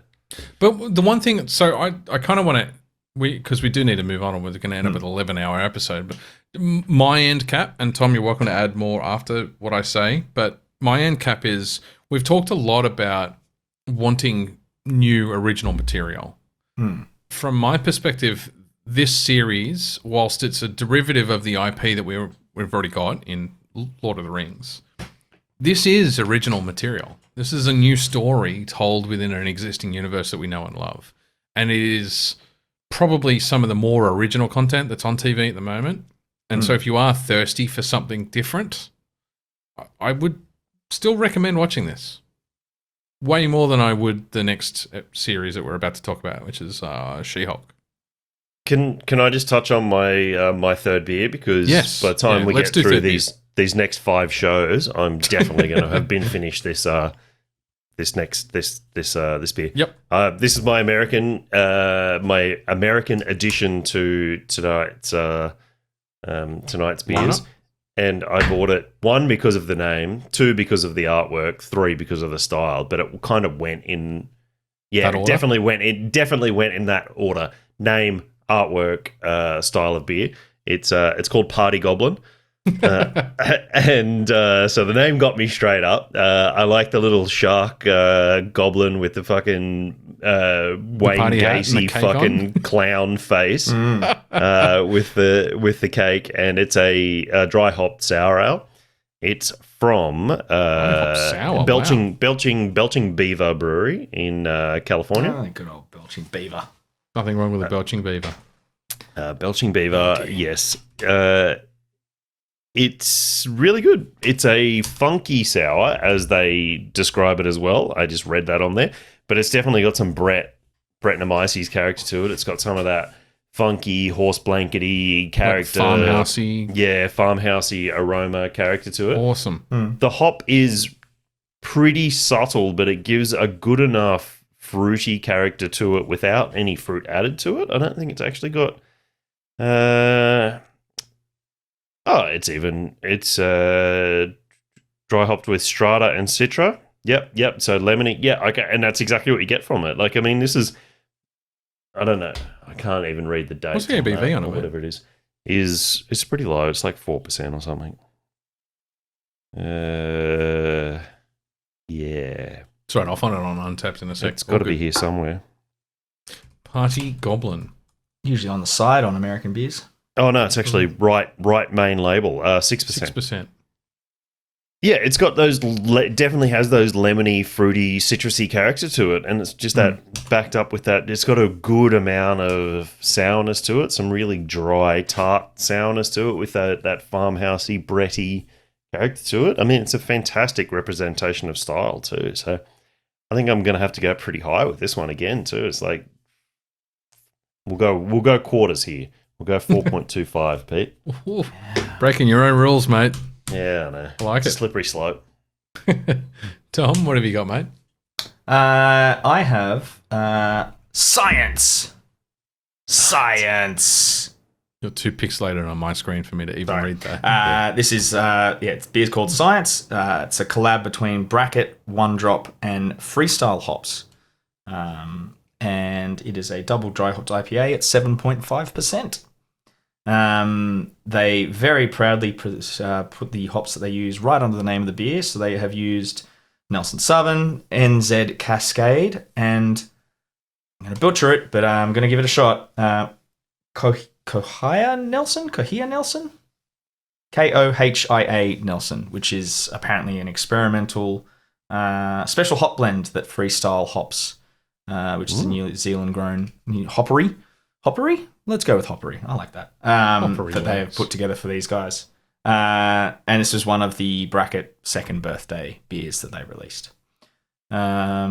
And yeah, so Mike and Nick, the head brewers for Bracket and One Drop respectively, and Nick being a Kiwi boy as well, they've thrown together, it's a classic Bracket and One Drop hazy. It's full-bodied mouthfeel, heaps of tropical fruit coming through. There's like it's not a like a bit. It's pithy. It's pithy. Actually, that's the best way to describe it. There is a pithiness coming through, but it's not like super bitter. It's kind of just there. It's kind of in the back. They did say that they used some new malts and yeast in this as well, so maybe that's adding to that flavor. But you get that big hit of tropicalness up front, and then this. It's not like a hop bitterness. It's maybe it's probably coming from the east then, but it's this. Yeah, it's not like a pure pithy bitterness, but almost like a funky pith. I don't know. It's hard to describe, but it's interesting. And it keeps you. It lingers the whole way through, and even afterwards, I've still kind of got that. I haven't had a sip in a couple of minutes, but it's sitting on the back of my tongue there. And yeah, like the booze is there. It's not as hidden as some of their other dry hopped IPAs that these guys do, where it's like you get halfway through and you suddenly realize it's 22% and you're dead. It's got enough of that heat up front that it's like you know what you're drinking, so you go, cool. I'm gonna either sit on that, you've got some red or flags. I'm gonna write myself off for the rest of the day. Whatever, we'll just see. We'll go see how it goes. But yeah, I'll give that a solid 4.5. That is very, very tasty. But you can definitely see the influence from both of those brewers coming in, which is kind of cool when you get to recognize those flavors they bring to those specific kind of IPAs. But yeah, solid. Pete. Sweet. I'll keep mine, Sean, short and sweet. Excuse me. I am drinking Wayward Brewing's The Darkness. This is the first of 2 oatmeal stouts I'll be trying this evening. My fourth and final will be another one. So this is 5% oatmeal stout. And I've got to say, the flavor profile for 5% is impressive. So obviously it's a stout color, nice and dark, roasty brown. And that pretty much describes the flavor profile too. Like it's got a lot of roastiness to it. Primarily chocolate and coffee.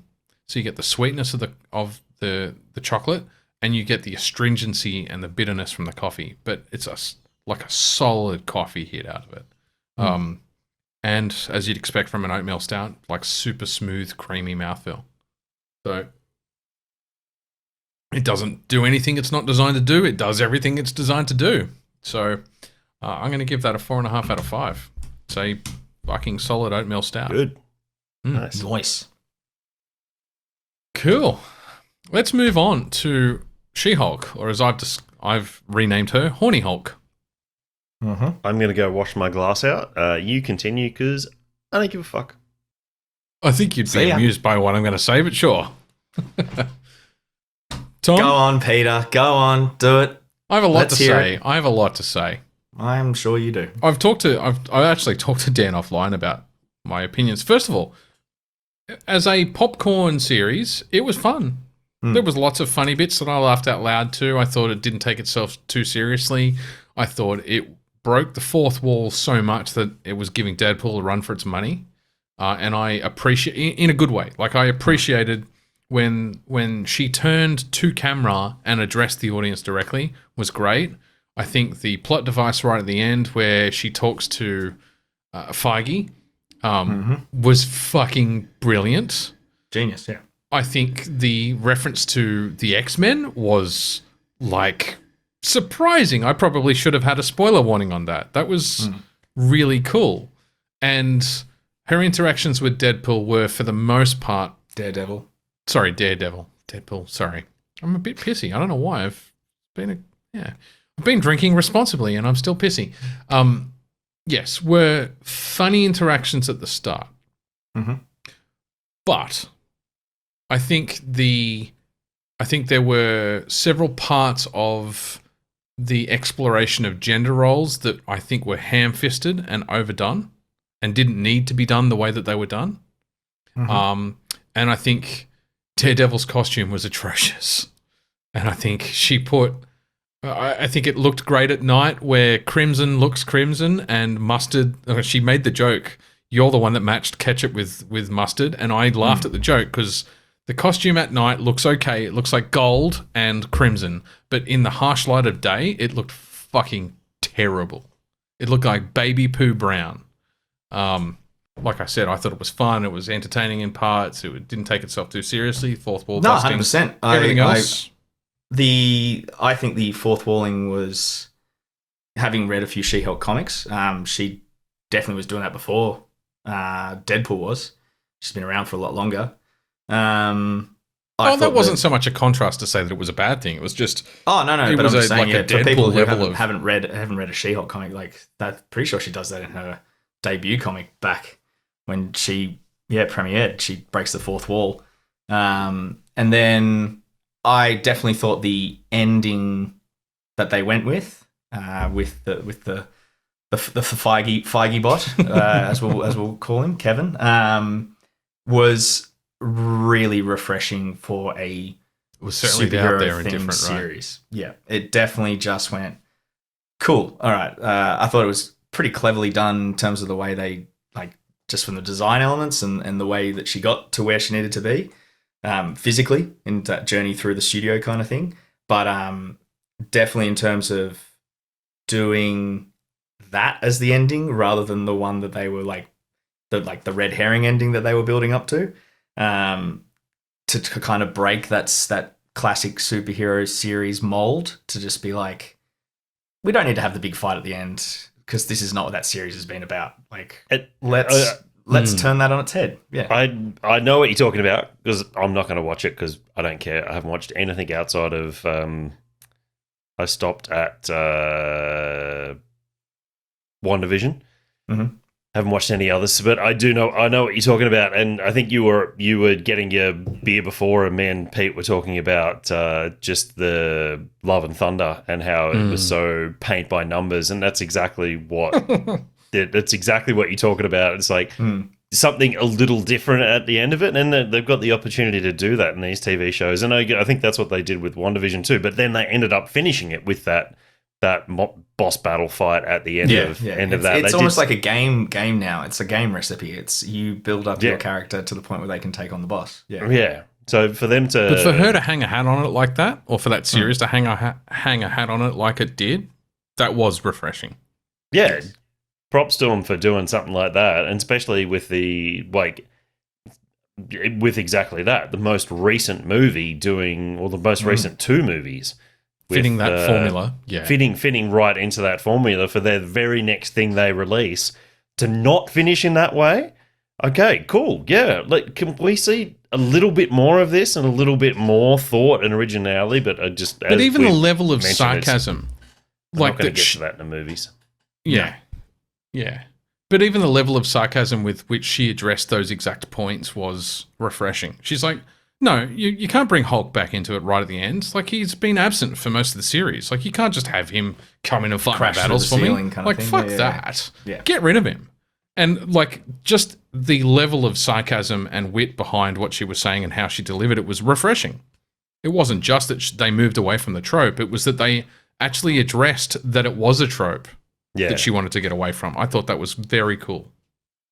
And then in terms of the baby poo brown costume, I think if they'd gone any more yellow, it would have looked gold. I think they should have gone gold. Well, if you look at the original, like gold, the comic costume, it's that if they'd gone that like pure yellow, but that's like Wolverine spandex yellow that he has in the comics. It's not the era for that color.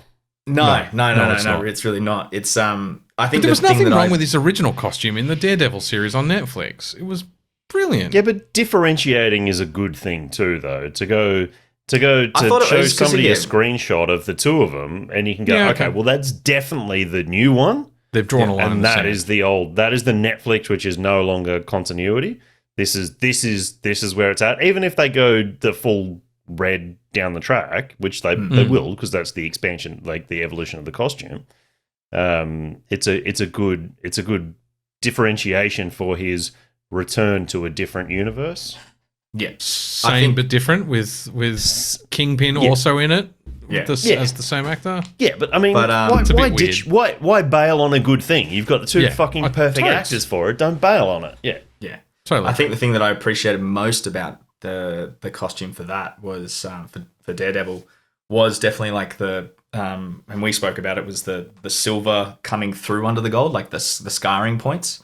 So you can see on his helmet, if you close up on like the day shot, there's like it's scuffed on his nose. So to me that made it worse. Oh, see, that worked for me. Yeah. His combat was very cool as well. And Yes. apparently Charlie Cox freaked the fuck out of everyone.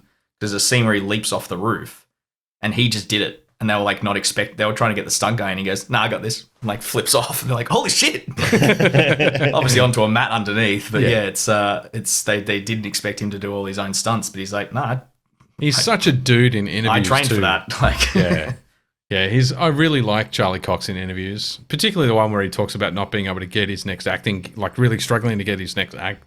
because the eye contact thing, yeah. because he couldn't make eye contact with people. He'd spent so long playing a blind character that he was just stuck in that kind of character. And he does deliver his lines with perfect timing. Like the comedic value between those two characters, I didn't expect, in the sense that I would never have thought about that, but that was perfect. The interplay between those two. Yeah. I don't know how I feel about there was pretty heavy horny references towards the end of the series, with She-Hulk, talking almost to the audience, but two characters saying, girls got needs. It was just a little hammy, and Sorry, me, Peter, what did you say at the start of this episode? Was it nice big melons or something about that we were talking about? Or but I thought that would have been right up your alley. But me taking, I didn't take offense at it. Like, I don't think it was out of place. It was surprisingly heavy-handed towards the end, because it wasn't one or two quick quips. It was like 10 references. that's She-Hulk in the comics. She-Hulk's been with everyone. Like, in the comics, yeah, like she shacks up with half the Avengers. You probably wouldn't get away with that in a TV series these days, ironically. Yeah, maybe not. I don't know. Yeah, you'd have to deal with it with sensitivity. Yeah, I don't know. I thought the first 2 or 3 jokes about that was funny, but towards the end, I was just calling a horny Hulk. The very horny Hulk. Pretty sure that's It's not a negative statement. It's not a positive statement. It's just an observation. I'm definitely changing your name in my phone to Horny Hulk now. That should be your name. Score. Can you add a picture to it that like dings every time he sends a message? Oh no, I don't think I want that. No, none of us want that. Just corrupting that image you drew of James just with you instead. And look, I get that we'll talk offline about the other part of the discussion about gender roles. That they portray. Do it in private chat. I don't need to hear it. But I think it's a healthy debate, right? I think at least having the content on TV to spark the debate is also progressing the conversation socially, which I think is a good thing, very much.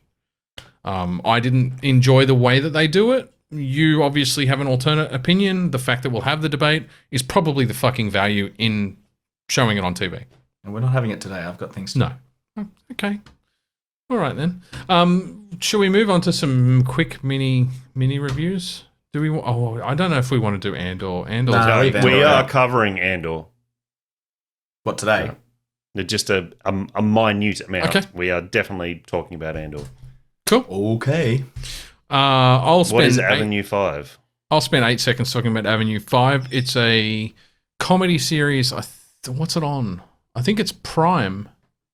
It's current, so I think we're up to season 2. We're about halfway through season 2. It's released the weekly. Shipliner one. Yeah, it's a 30-minute comedy series set in space on a on like a cruise liner, like a ship, a boat is that the Hugh in Laurie space with Hugh Laurie as the captain, and it is fucking hilarious. Yeah, really dry, typical Hugh Laurie humor. Thoroughly enjoying that series. Like I said, we're in season 2. I think it premiered in 2019 and then took some time off, probably because of COVID, and it's come back and it's releasing episodes presently. So I think we're up I keep to seeing episode trailers 3. for it, and it's one of those ones I'm like, yeah, that could be definitely like... It's light and easy, man. It's the sort of Yeah, thing you that's watch while you're eating the- dinner. Yeah, 100%, yeah. Yeah. And everyone loves a bit of Hugh Laurie. Yeah, fuck yeah. Such a great actor. Andor, what did you want to say, Dan? I want to say this goes back to what Tom's first comment about Rings of Power, that people have been saying that it's too slow moving. People have been saying that about Andor. I fucking love Really? it. I mean, I think it's perfectly I think it's just timed. building tension from episode to episode. but a lot of people have said nothing's happening. Nothing's going on. Nothing's happening. I haven't think it's seen a fucking great. lightsaber yet. Can you show me a lightsaber, please? And I'm it's sure like that's an accurate portrayal, though, Tom. Like, it's perfect. I think they've nailed everything from the aesthetic to the universe to the characters to everything. Like, I watched the most recent episode last night, and all of the costumes that Mon Mothma was wearing was ripped straight out of her animated appearances, and you can see Padme wearing those in the Clone Wars, and it's just like everything they did there was flawless. The scripting is fantastic. The environments are amazing.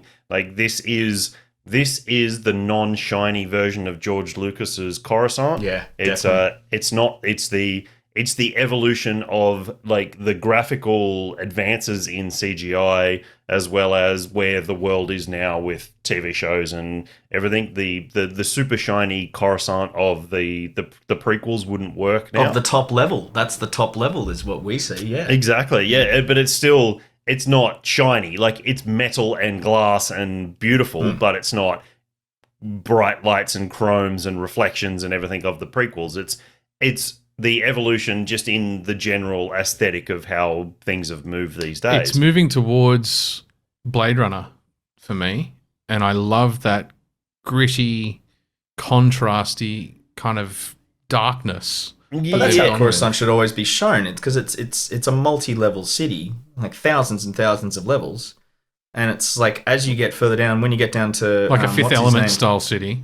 When you get down to where old mate goes back to spend time with his mum, it's like he's not down by any chance. But then you think about the Clone Wars when Ahsoka goes down to the bottom levels. Yeah.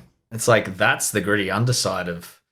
And again, we come back to why the fuck did they not make Star Wars 1313? For fuck's sake. And I'm angry again. I think it's great. Game. I think they made some perfect choices with everything they were doing. I think Diego Luna's great in reprising that role. I can see where his character is going. Yeah. To where he ends up in Rogue One. And The it's great badass version of Han Solo. to flesh out those things. He's the modern day Han Solo, and it's like that is Who definitely shot first. big boots to fill. Yeah. There's some big boots to fill, and like I think he's pulling it off for an actor that I haven't seen. I've seen him in bits and pieces, but nothing fully fleshed out. And I mean, Not that even can Rogue think of off One, the top of my head, yeah. he was a co-main character. He wasn't like Jin was obviously the main character, but he was in it 80 to 90% of the time she was on screen. He was there as well. So for that actor and character then to take their own series and tell their own story, and I guess this obviously it reverses a little bit to what I said earlier too.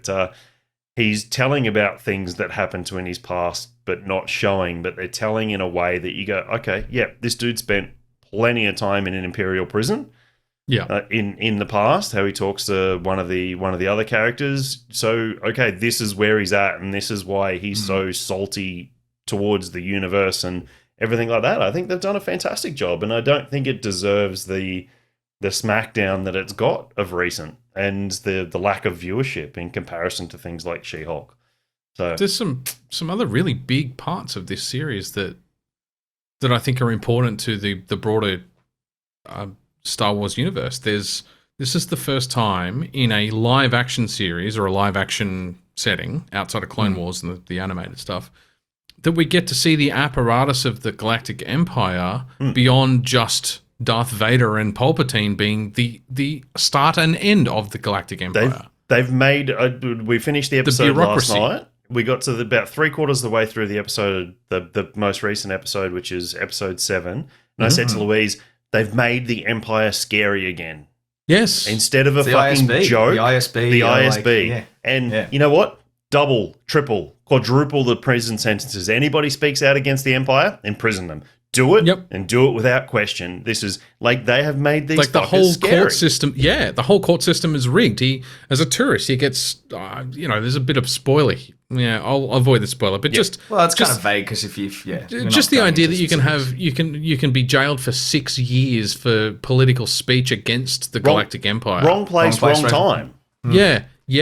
And that they own the police force, they can change the laws without telling anybody, without any repercussions. It's showing the Galactic Empire as the dictatorship it's and meant here's to be. the other thing, and the perfect counterpoint that I think is perfectly written in the series is you're also seeing a rebellion is not just a bunch of people that came together and flew some ships into a fucking trench on the Death Star.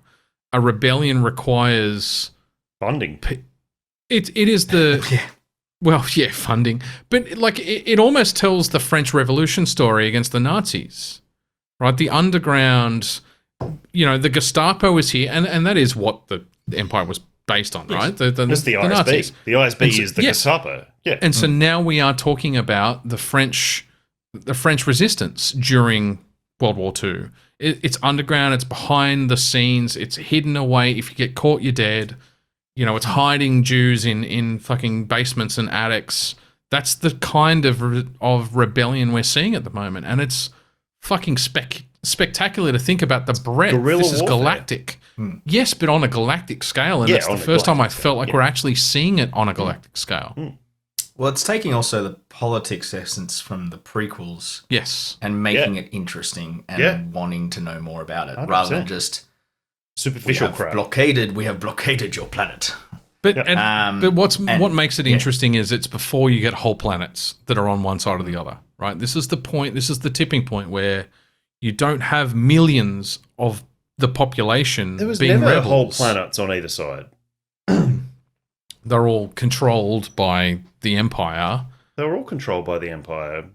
And the Empire stayed away from the cartel ran ones, like Tatooine, the Hutt cartels, and so it stayed out of that. But I mean, it still controlled the cartels in a way that it controlled the planets. There was never completely, even Chalandria, where Mon Mothma is from, and they mentioned that planet specifically a couple of times.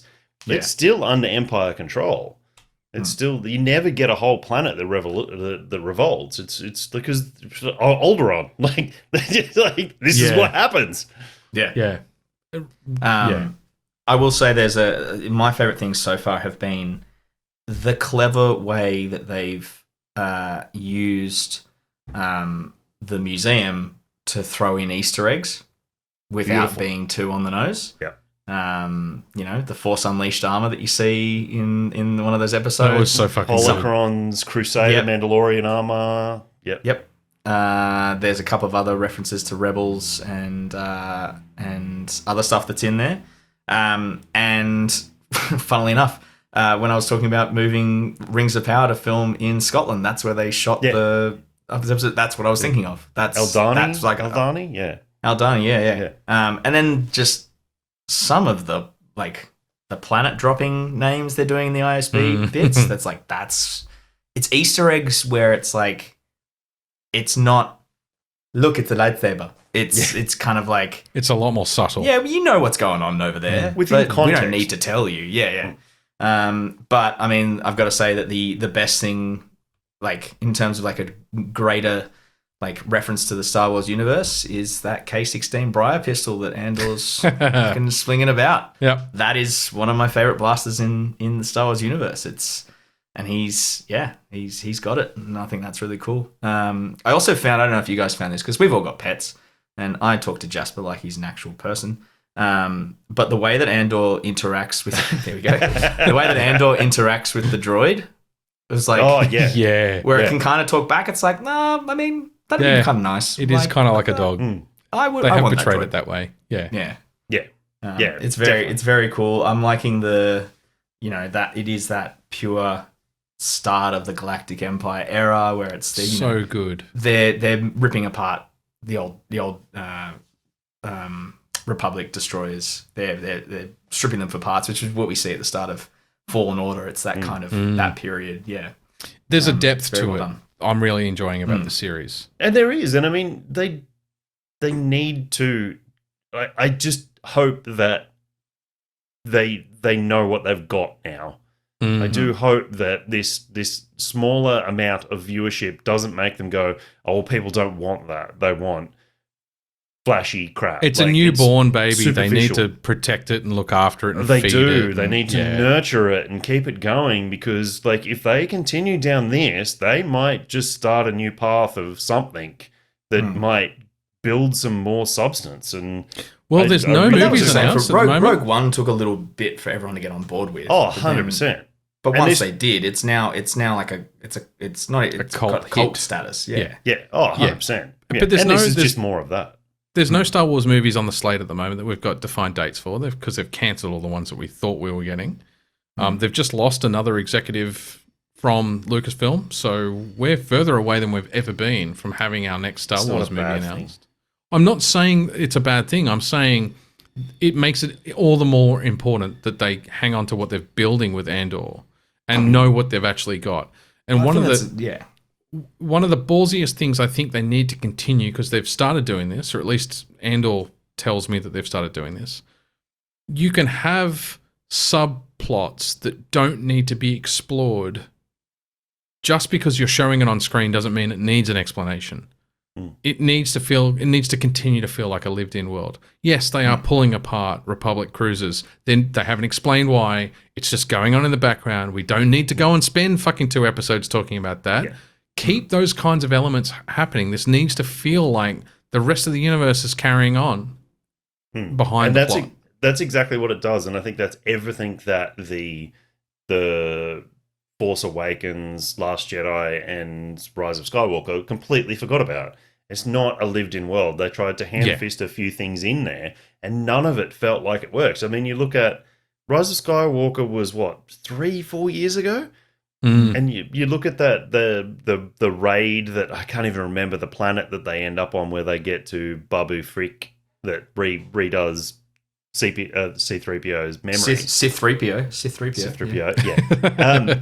Like that planet now is in my mind. I know it's going to show up in Mando season 3, but it doesn't feel like that was something really being raided. They didn't feel like any real danger when the First Order was raiding people's homes and everything on that planet. And you get a smaller story like Andor, and now you get that Imperial control of his hometown, and you get minutes of him walking in the street and hiding from stormtroopers, and you go, man, fucking hide, because like you don't stay out of these guys' sight. You are dead. Yeah. And you get that feeling straight away. And that whole sequence in Rise of Skywalker just felt like it was done on the back lot at Disney. It just felt shiny and pointless. And you know what? The fucking First Order Stormtrooper are as bad as the Imperial Stormtroopers, can't hit shit. But he felt very vulnerable in that scene that you're talking about. I think that was the difference. Did, and it was that's actually the whole tense. thing. Yeah.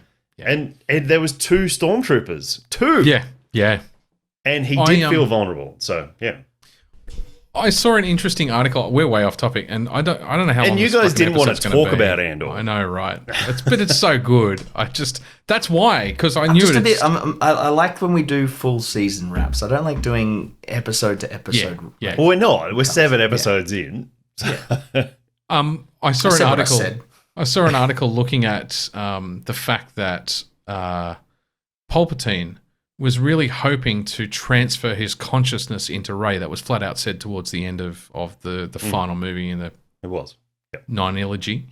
That he'd failed. There's an implication that he'd failed before in terms of perhaps he was really looking to transfer his consciousness into Skywalker, into Luke Skywalker at the end of the original, the OG trilogy. And so the article kind of explored that. Well, maybe that's where it was heading, right? He was certainly wanted to meet Luke. He wasn't trying to destroy him initially. Yes, it ended up. Well, Luke turns to the dark side in the books. In the expanded universe books, In the Luke turns to the expanded dark universe. side. Yeah. Yeah. But so the article explored the idea that perhaps Palpatine is actually Darth Bane. And that if he has the ability to transfer his consciousness between bodies, that perhaps he is the original modern Sith Lord. And that he's just basically been reincarnating himself down the ages. No, I don't like that. Ironic. He could save others from death, but he couldn't save himself. Self. But if he can transfer his consciousness into Rey, then what's to say that he hasn't done that before? That was the point of the article. I thought that was quite an interesting take on things. Well, I mean, essentially what he did, because he did create a clone body. Like, Yes. That was what they tried to go, yeah. So And she was family, so no. I don't like that. Now it just feels like Vin Diesel's going to roll in and be like, nothing comes between family.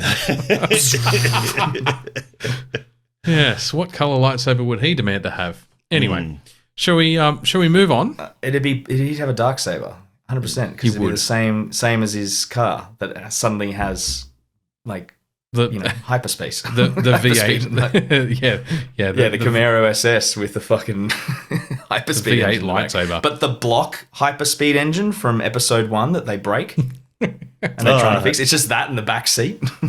I just wanted to quickly just give a mention to the Peripheral. Nubian, no, nothing like that.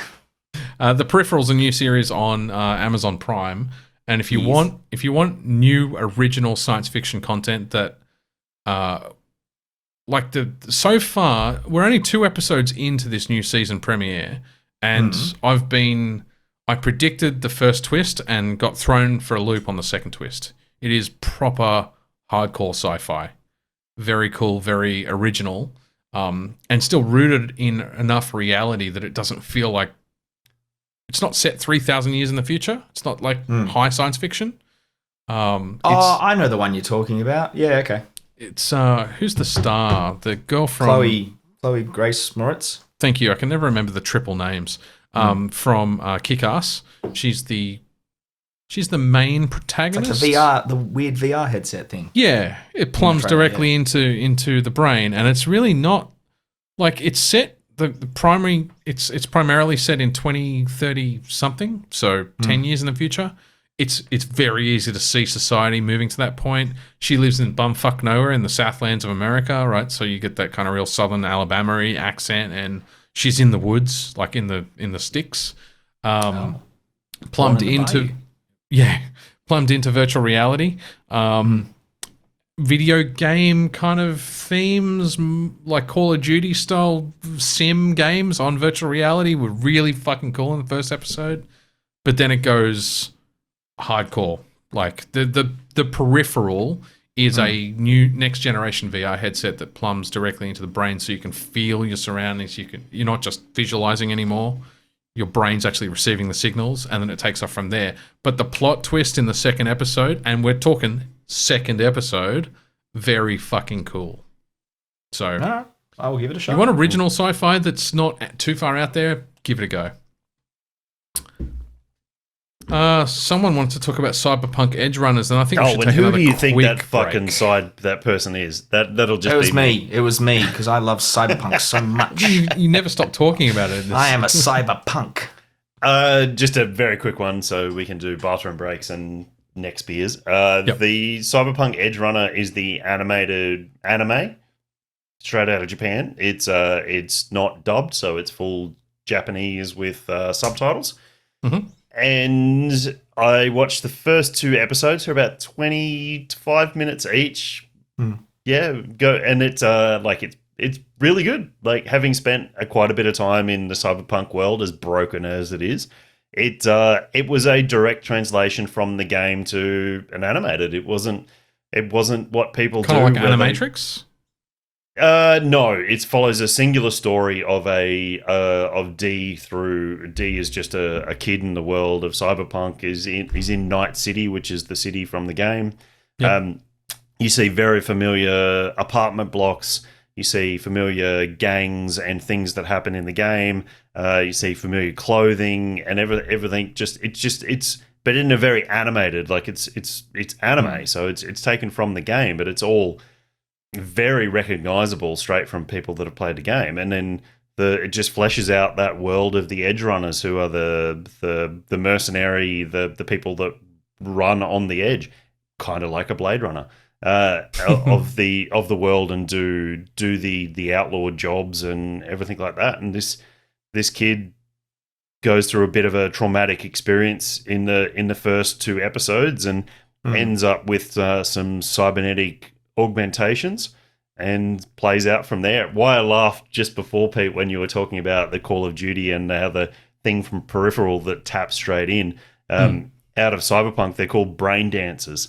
So a lot of people have slots just behind their ear that slot straight into their brain, and they slot like SD cards. Yep. So somebody will go and do something that records all of their emotional experience during that process, whether it's a robbery, a murder, or whatever, and then that'll get recorded, and those brain dancers can then be bought, and you can slot it in and so that kind of Minority Report was going on in that back. There was that illegal, like almost brothel, and wasn't that what that was? Maybe. So these brain dancers cover all varying degrees of debauchery. You name it. I'm sure that's not an original idea, though. Oh, I'm sure it's not. The idea of being able to plumb in a sensory experience directly into the brain. Yeah, it just happens to be one of those things that runs into the 2 things that we've spoken about here. Yeah. So it sounds a bit almost Total Recall, doesn't it? Implanting memories and that. So the brain dancers are a live experience. So you can't. The brain dancers in Cyberpunk, they don't alter the things that happened. So it just plays out, and they get the emotions of It's a full body. It's almost like 100%. Experiencing someone else's memory. Yeah. Yeah, oh, that's exactly what it is. All the feelings, all good, bad. And I mean, when someone dies or something. Intrusive thoughts, like. Yeah. So something traumatic happens, and it can fry people's brains, because I mean, somebody gets murdered in a really bad way. I mean, it can fry their absolute, and alter their physical, their mental. I'm sure Altered Carbon dealt with that as well as anyway. Probably. Oh, it did. Yeah, but it just was those 2 things together. Cool.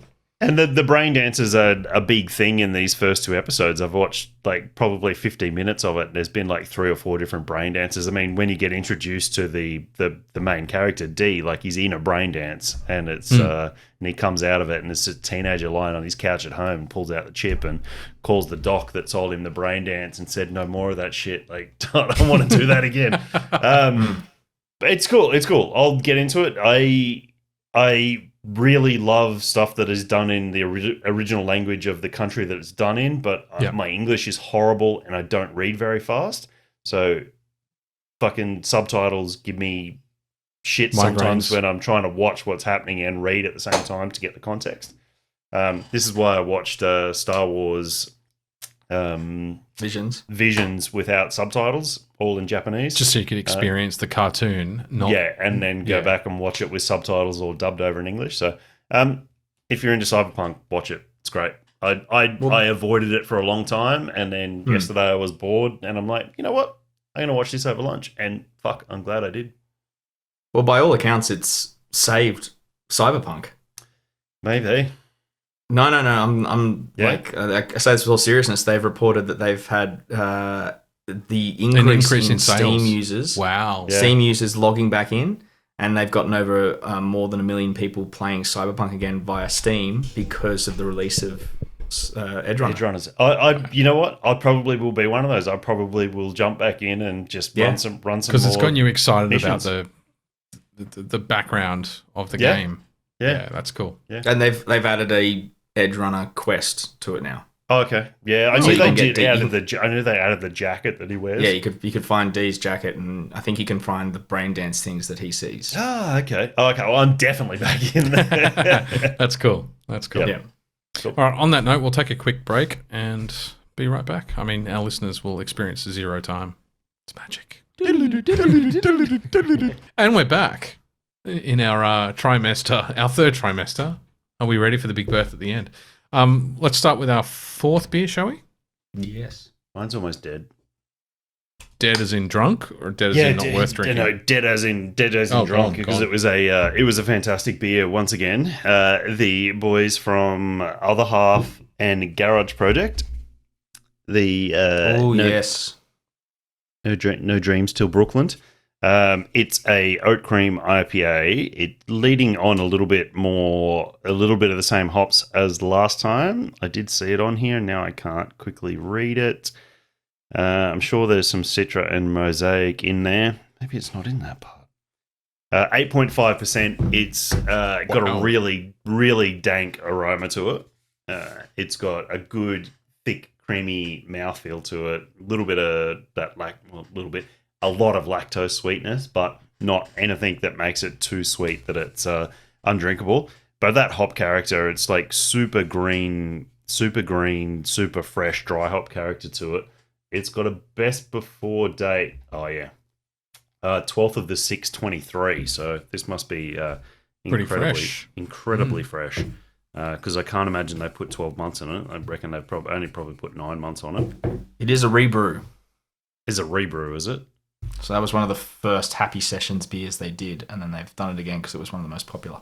Yeah, it's and I can definitely see why. It's I would almost say it's a flawless beer again. There's just it's an absolute gold standard for the style of beer, the drinkability, the hop character, the flavor profile, the mouthfeel. I mean, I'm thinking I might have to call that one another 5 because that's another just you wouldn't even think twice about getting another one of those. You would let me finish this glass and I'm going straight back to you would stop a conversation, as it's one of those beers that you don't let your glass finish and sit there for 5 minutes and continue conversation. It's my glass is done. I'm going to get another one of those. The conversation needs to pause at this point while I go and refill my glass to continue the conversation. It's in that case, it's a showstopper. So yeah, I'm calling 5 on that one too. Nice, very nice. Tom, Dan, two 5 scores for 2 Garage Project beers. Are you trying to cozy on up to them? Give me a go at your takes. Let me in your toy room, please. What am I drinking? I am drinking a appropriately Spooktober themed beer. This is Hellfire, which is a Mountain Culture Red Rye IPA. It comes in at 6.66%. It is very much Stranger Things themed. Has its little upside down. In fact, they've put the Mountain Culture logo upside down in the red part. I thought I saw that. Yeah, that's cool. Yeah. There you go. We journey into the upside down with our first red rye. There you go. Straight into it. No holds barred. They're 100% leaning into that one. It pours a nice deep red. It's a... Oh, yeah. And I know my red rye, it's going to have some lovely caramel notes and just that hit of spice right at the back, which I'm more than keen for, but... And there's dead silence until we know. Ooh, that is good. That is, it's not overly spicy. It's, it's got quite a nice little, there's that red IPA kind of caramelly undertone, but then there's the fresh citrus right on top of it. It's kind of like, if you think of a cake with glazed oranges on top, it's almost like that kind of feel. They said they used, what did they use? Centennial hops for that one.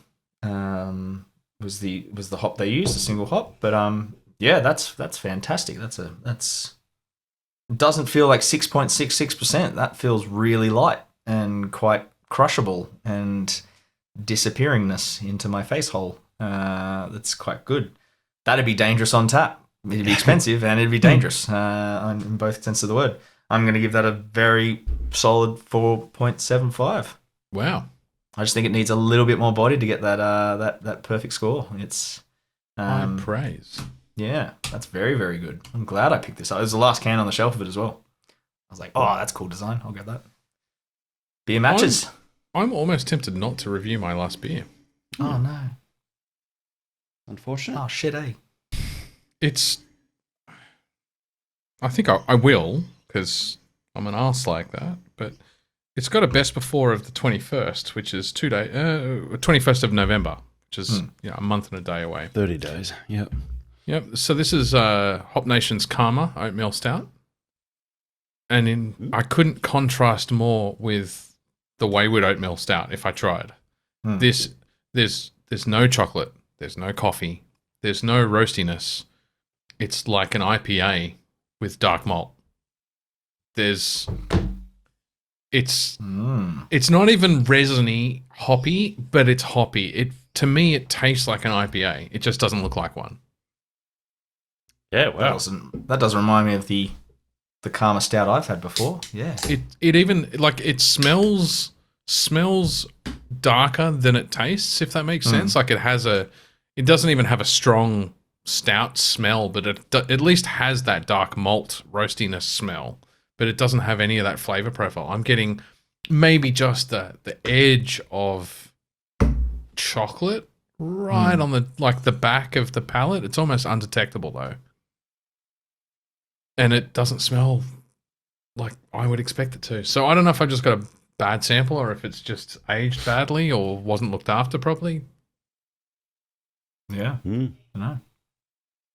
But in its current form. I'm sure you've got others out there to substitute if you don't want to finish that one. Oh, I'm not going to. It's not bad enough to sink pull by any stretch. It's not what I was hoping for from Hop Nation. Do amazing beers. Like Jedi juice, man. It's the fucking mainstay of burn your throat but still drink a 6-pack. Yeah. I'm going to have to give that like a 3.5, which is about as low as I usually score something unless it's really, really bad. So, you've gone lower. I have, but those beers have been really fucking bad. I'm disappointed. It happens. It does. Can't please everyone all the time. That's the rule. That's why I attempt to please no one all of the time. Cool. Let's talk trailer trash. Trailer trash. We don't actually have a lot, which is probably good for this 11-hour episode. Actually, you've got some good game ones to talk about, but we'll start with the 2 movie ones that I've put down. And we all talked about Super Mario Brothers. I'm actually pretty darn excited about this movie. It looks gorgeous. It looks, but it's how also I got its imagine own a Mario style. Film. It should. Yeah. Yeah. It's not just And I CGI, know but it's not generic Pixar CGI. It's got its own. They've gone for their own aesthetic, and I think they needed to. It does look like an Illumination. I was going to say, it film. reminds me of Illumination. It reminds me of It's the Minions. Yeah. It's the same studio? Yeah. Oh, I love Minions. That's my guilty pleasure is the Despicable Me. I wouldn't call it a guilty pleasure. It's just a pleasure. I was literally watching the Minions and Plus One and One that's on Netflix yesterday during lunch. It was just every just time stupid fun. even just the title screen where they go Illumination. It's just it gets me. I like it. Yeah.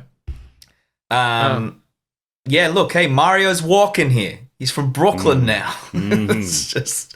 I think we all talked about the accent, and before the trailer came out, whether or not he would be talking with the stereotyped Italian accent or if he wasn't. And I'm kind of glad they didn't do it because I think it would have been fatiguing if Chris Pratt had done a whole movie talking. It would have been annoying. Just don't use Chris Pratt. Yeah, I agree. There's got to be a million amazing Italian actors out there that they could have just gotten someone just to talk in their normal Italian fucking accent, to do an Italian character. And it doesn't need to be over the top, but it doesn't need to be the Charles Martinet voice, the original Mario. It doesn't need to be that. No, but getting some bloke from the Midwest to do a Brooklyn accent in a animated film, it's just to be an Italian. Do you think it's just because he's as popular as he is at the moment due to his MCU movies? Yeah, of course. Yeah, 100%.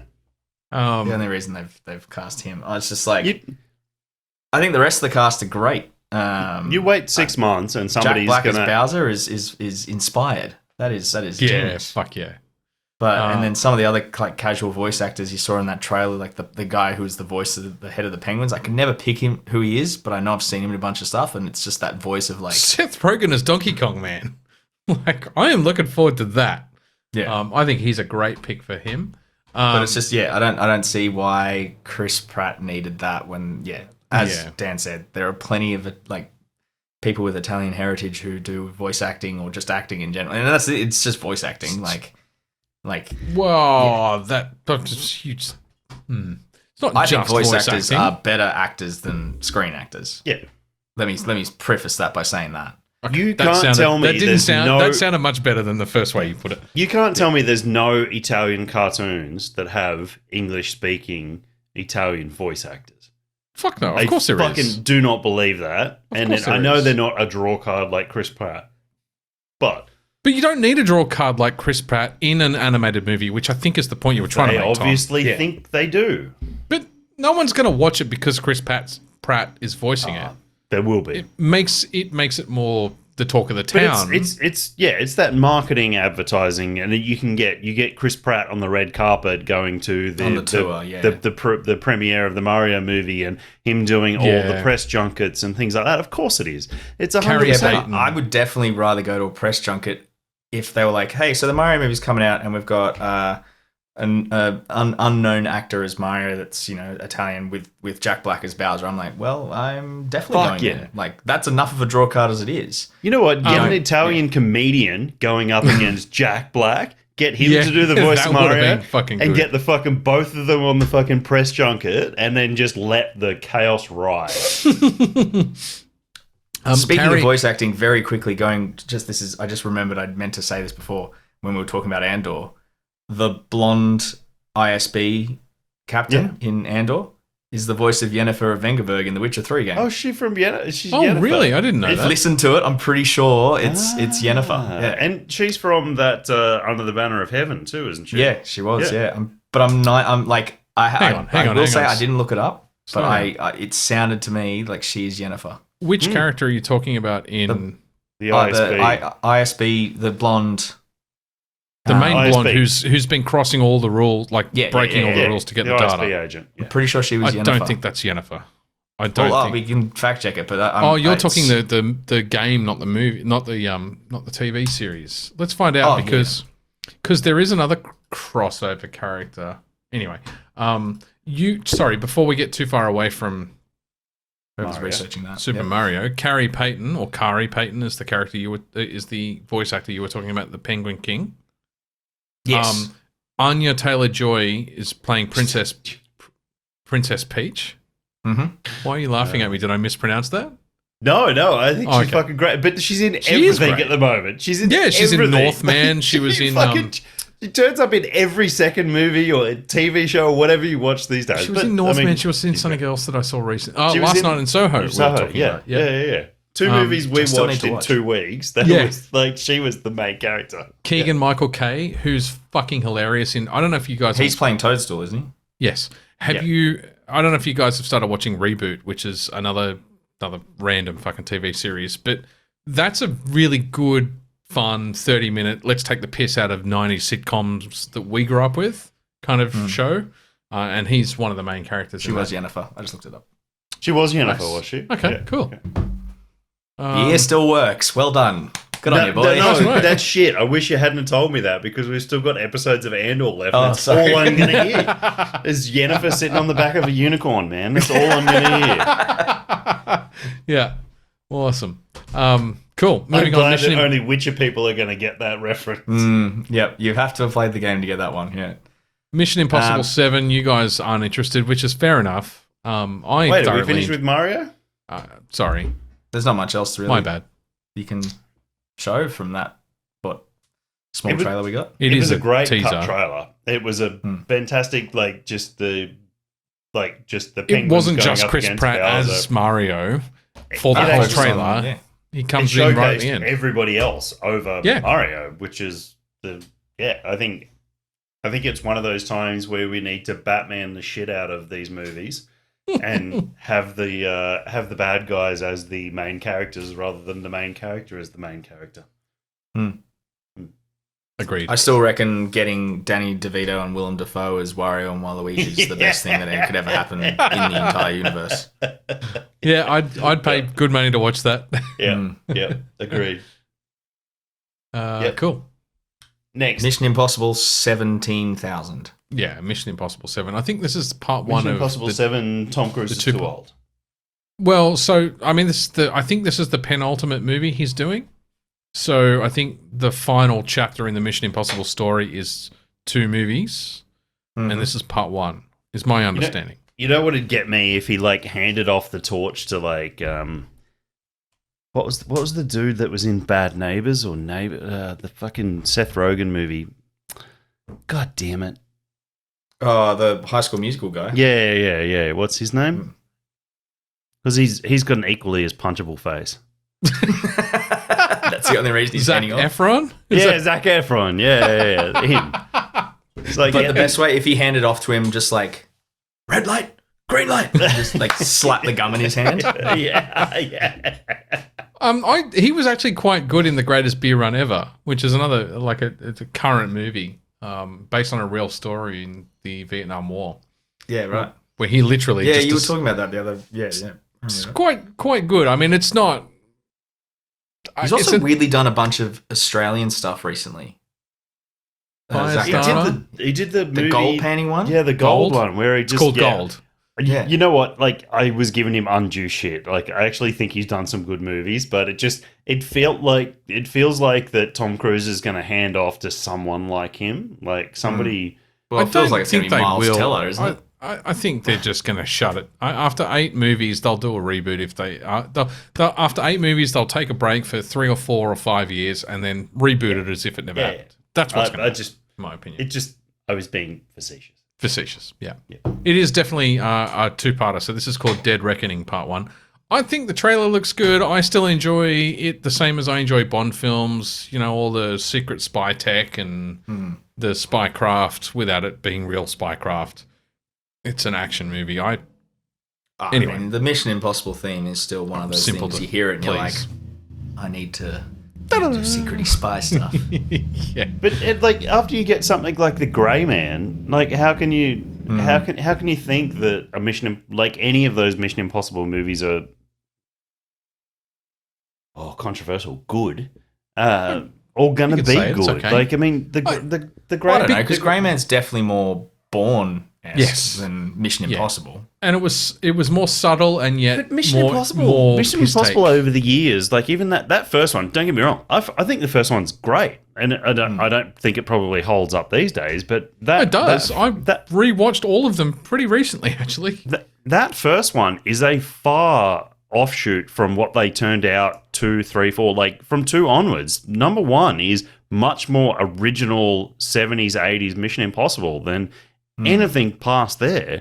2 was the one set in Australia with John Woo and motorcycle which fighting. Was pretty bad. I know it's not motorcycle fighting. That was the other fucking terrible movie where they were like dueling with. It was like the tail of their bikes. Yeah, it was the Fast and Furious. What you're talking about.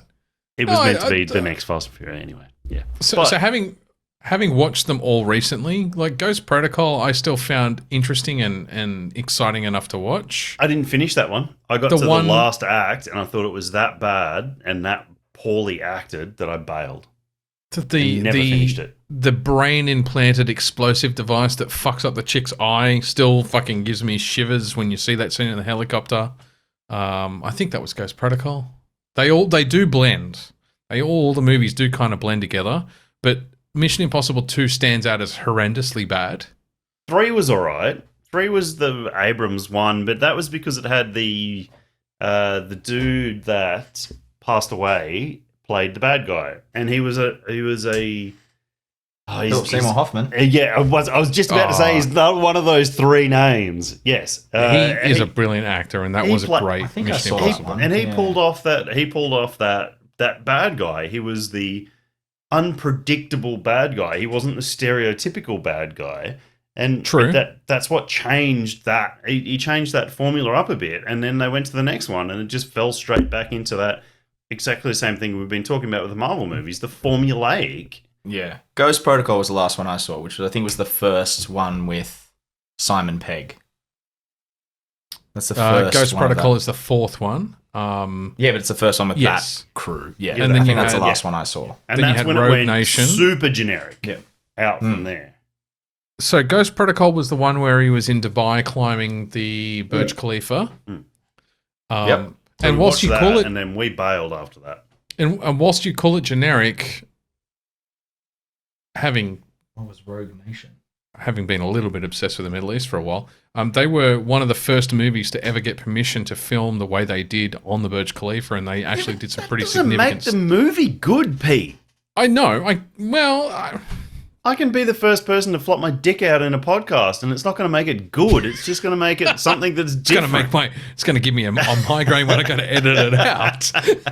But no, I disagree. I think we talked about Top Gun Maverick being a better movie for Pete, the practical Pete, special effects. Before you get into this, and going from the first people to film on the what was the building name again? Before Burj I butcher Khalifa. it? Burj Khalifa. Isn't that the same one that the Fast and Furious drove a car through and then landed in the next building? Like, come on. a little after that, but yeah, they did. Oh, they wow. did. They've gone, But hey, the we've got difference Mission is- Impossible money now. Like, No, now but the let's difference- get Fast and Furious money. The difference is the Fast and Furious didn't actually do it, whereas Tom Cruise actually scaled part of the Burj Khalifa, 100, like the tallest building in the Still world. doesn't make it a good movie. I'm not saying it makes it a good movie. After You're trying to sell it, though. I'm You're trying not, to sound like because you're it's a sounding fucking bit like 10-year-old movie. It's salesman a here. You're 2011, tapping into bro. your inner salesman or your weekday you. salesman. You salesman. Fuck you, I don't fucking work in pitch sales. me. I work for a living, motherfucker. Rank to the back. Anyway, moving on. Let's talk about the Dead Space remake. I'm getting tired of these fucking remakes. Which we're going to get to Ooh, with he's Are You getting Winning, tired. Son? Getting tired of remakes. Oh, Give me dear. original games, fuckers. Oh, shit. Oh, shit. Tom? Dead Space. Well, this is I'm going to play damn, the really. shit out of this. Dead Yeah. Space. You know what? They're actually they're three kind of horror based trailers we got recently of the new games and kind of remasters, remakes of original classics. You guys talk. I'm going to grab another beer. Okay. That Dead Space, like I've never played Dead Space games. oh man, you're in for a treat. Oh, but weak bladder, pee myself. a Yeah. lot. You might Yeah. because Dead Space Yeah. is horrifying, and to see it They're in also just, like- beautiful 4K. It's one of those things that it's a game that I would definitely like to play, but I do play in a communal area in the house. So like a lot of the times when I'm playing a game, Emma will very happily sit there on the laptop and do work or read a book, and like it's like a nice little like calm hangout.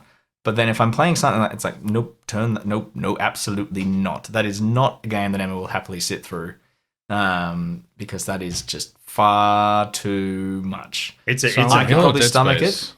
Dead It's an after work. Plug your headphones in when you get home at midnight. Play for an hour and then go to bed, and it'll give you horrifying nightmares for the rest. Is it of a the night. horror themed game? Dead Space? Yeah, I've not played it. We've talked about this before. The best part of them remaking it is I'm going to play it for the very first time as a result of the remake. And this goes back to a message that Sui dropped in the chat, and like Pete, there was my comment when you started playing The Witcher 3 is like, if I could erase this from my memory and now happily go back and play this for the first time. And I think that's kind of what I'm looking forward to with this remake. And a lot of people, like the next one on our list is Resident Evil 4, and I know that's a lot of people have gone into 2 and 3 Resident Evil remakes going like, you know what? This is how my rose-colored glasses remember The game the first time being. through. But you go and play that original and it doesn't play anywhere near as smooth or look as beautiful as what it does. Yeah. But this is what I'm looking forward to for Dead Space. And like it is one of those giddy, happy memories for me is Dead Space. It was so fucking original at the time, and it just that horror genre, that horror survival, edge of the seat kind of thing, but it's not it is survival. It gives you that false pretense that it's survival, but it's not. Like you're not short on ammo, or that you have limited inventory. It's not Last of space. Us style survival. Yeah, exactly. But it is a claustrophobic Nostromo level spaceship environment. Is it jump scary? At times, 100% it is, yeah. Okay. But it's... Because Silent Hill's certainly jump scare. Res Evil, I don't remember 4 specifically, but that can be. But it's not wasted jump scares. Like, it's like, if there's a jump scare that happens, if it's a jump scare that happens, you then have to fight for your life to get out of that situation. It's not just a cat drops. It's not a cheap thrill. Yeah, it's a cheap thrill. Yeah, a cat doesn't drop from the top shelf and fucking hit the shoulder and make you fucking go, oh, fuck, and then nothing happens. It's a jump scare where, you know what, if you don't then fight your way out of this situation, you're going to die. It's reloading. A Last of Us jump scare, because there are a few jump scare positions in Last of Us, but you have to fight 100% of the time. If it happens, well, that's cool. I'm going to enjoy playing it as a result of the remake. So, just to give you a rough outline, there's absolutely no spoilers. You are part of basically a salvage operation, not a salvage operation, basically an investigation operation that comes to a ship, like a massive Nostromo-sized ship. It's a spaceship. Yeah. Well, ISS is Shima? Shima. I have watched the trailer for the remake, because the trailer for the remake does introduce the story. And this goes back to the things that I bang on a lot about when games come up. I spoke about it tonight and everything with Ghostbusters and that is you have no HUD. Everything you have is on your character. You ask for the map, he holds his hand out and it comes out and it pings along the ground in the line, in a holographic line that you have to follow on the ground. Like your armor, your oxygen, your stasis levels, your health is all represented on your suit. Your spine is your health. It starts at blue. As it gets down to the middle, it goes orange. As it goes to the bottom, it goes red. It's segmented. Every time you upgrade your suit, you get more and more added to it. So you're just one of those progression-based things where you look more and more badass. It's another one of those God of War things where it's done in a one take. There's no load screens. You go through and you start the process. There's no load screens from there on out in the game. Like it's a continuous story that absorbs you with no numbers on the screen. Doesn't distract you at all. Yeah, your inventory is him holding his arm out and a holographic display comes up in front of the character. You can turn with all the shit happening behind the hologram. You can open it up in the middle of a fight and the monsters will still come up you. It's not an instant pause where things happen. So it's not the GoldenEye watch where you go straight into it. It's all time stops. Exactly, yeah. It's all those sort of things. Like it was groundbreaking when it came out, and it really laid the groundwork for a lot of games and a lot of wonderful immersive systems that happen in games these days. Is down to what Dead Space combined in. So I'm excited for you guys, having never played it, for you guys to go into Dead Space and play through it. Yeah. I really hope this remake really does it justice. That original game captures the magic of the original. I hope it captures it. Yeah, it's cool. Really, really good. Been quite a lot of really story-oriented or story-focused video games being remade at the moment. I'm waiting for the Heavy Rain remake because I've never played that either, and that's another very story-driven fucking. Ethan. That's all you get from Heavy Rain. It's just him yelling Ethan. Yeah. Brushing his teeth. Yeah. Cool. Chasing a balloon. Resident Evil 4 remake. Before you go to Dead references. Before you go to Dead Space, I mean, Callisto Protocol is coming out as well, and Callisto Protocol is made by the guy that originally made Dead Space. So the team that was part of the original Dead Space is doing the remake. The guy who did the original concept for Dead Space is making Callisto Protocol, and they're basically, I think one's coming out in December and one's coming out in January, and they're both space horror in exactly the same front. I'll queue at least one up after God of War Ragnarok, which is next month. I'm skipping the Dead Space remake to go into Callisto Protocol. Callisto Protocol is December 2. Yeah. And then Dead Space is remake release date is the 27th of January. Yeah. Okay.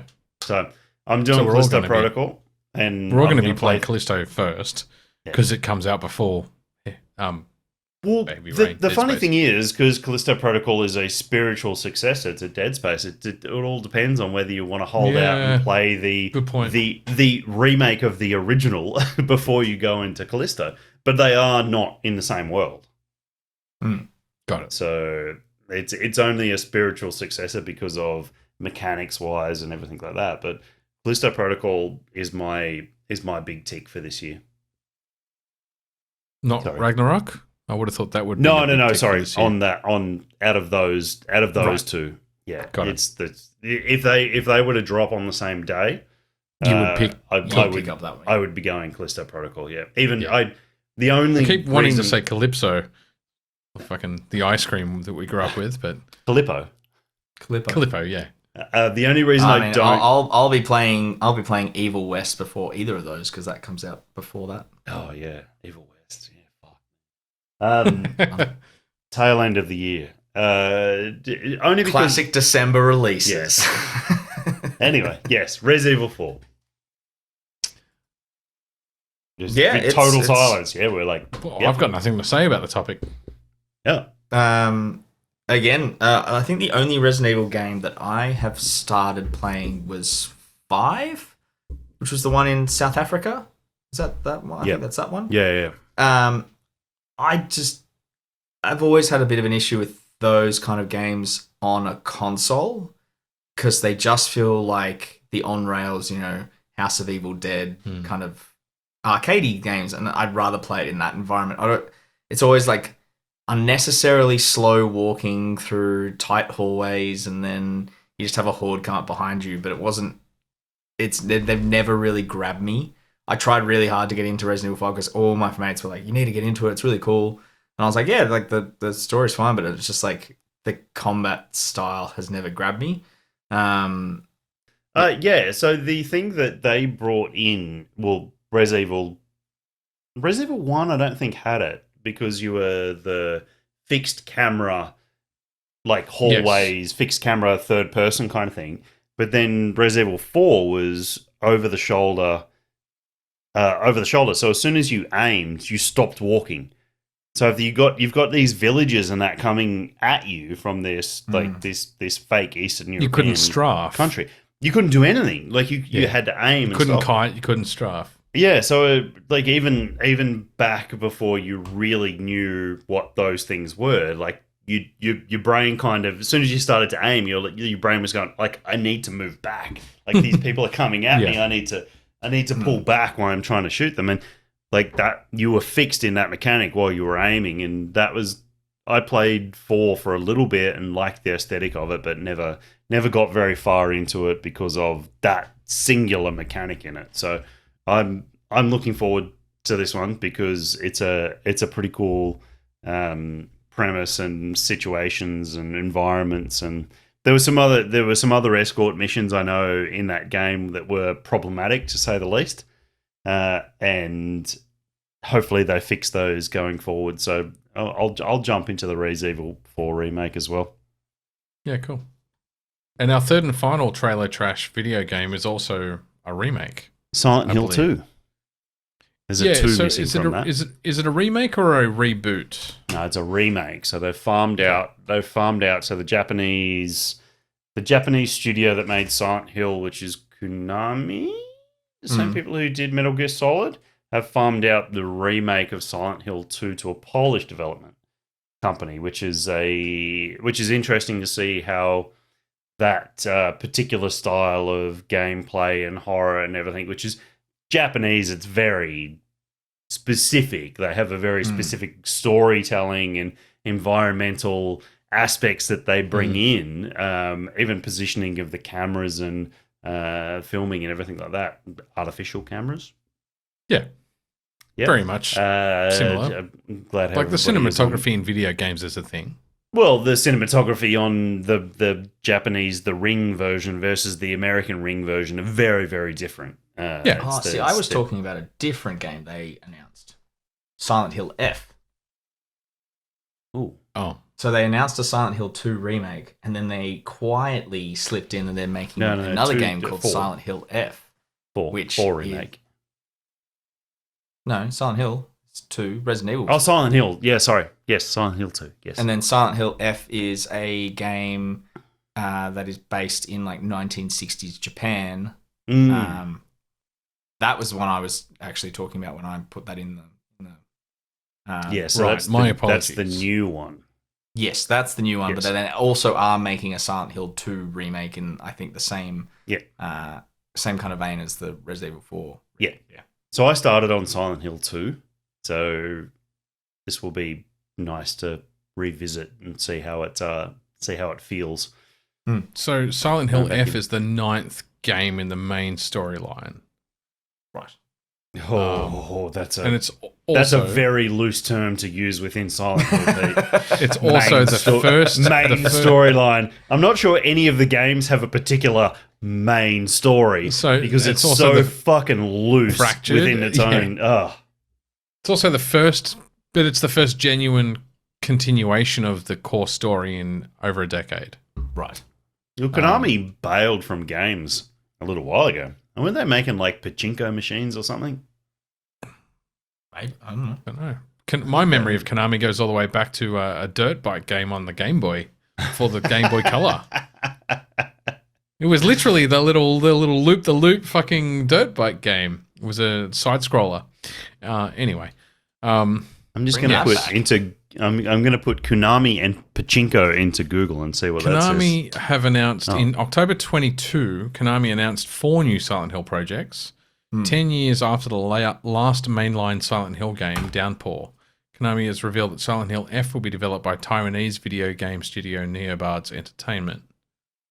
Cool. And set in 1960 Japan, as you said. That's the one I was. Yeah.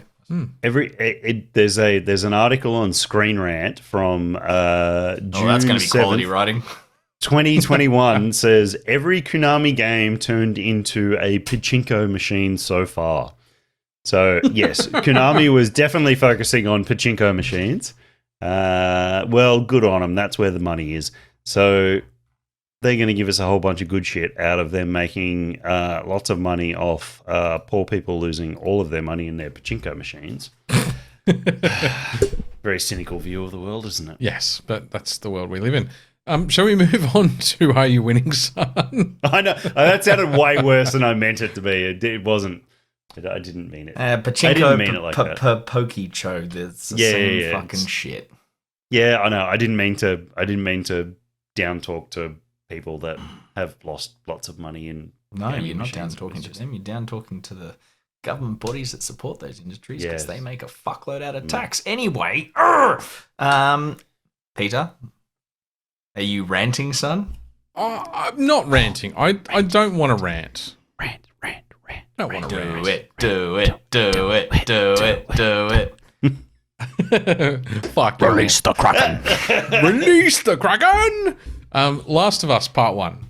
I am playing that game at this point. Also, Last I of want Us to kill it. Part 1/3.3.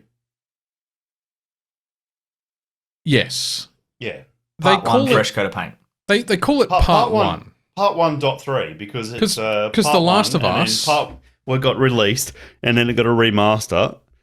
And this is just another remaster. And No, that's it's a remake. It's a No, ground bullshit. up remake. No, it's Ooh, there he goes. We got him. You got Yeah. him. Well done, man. You reeled him right in.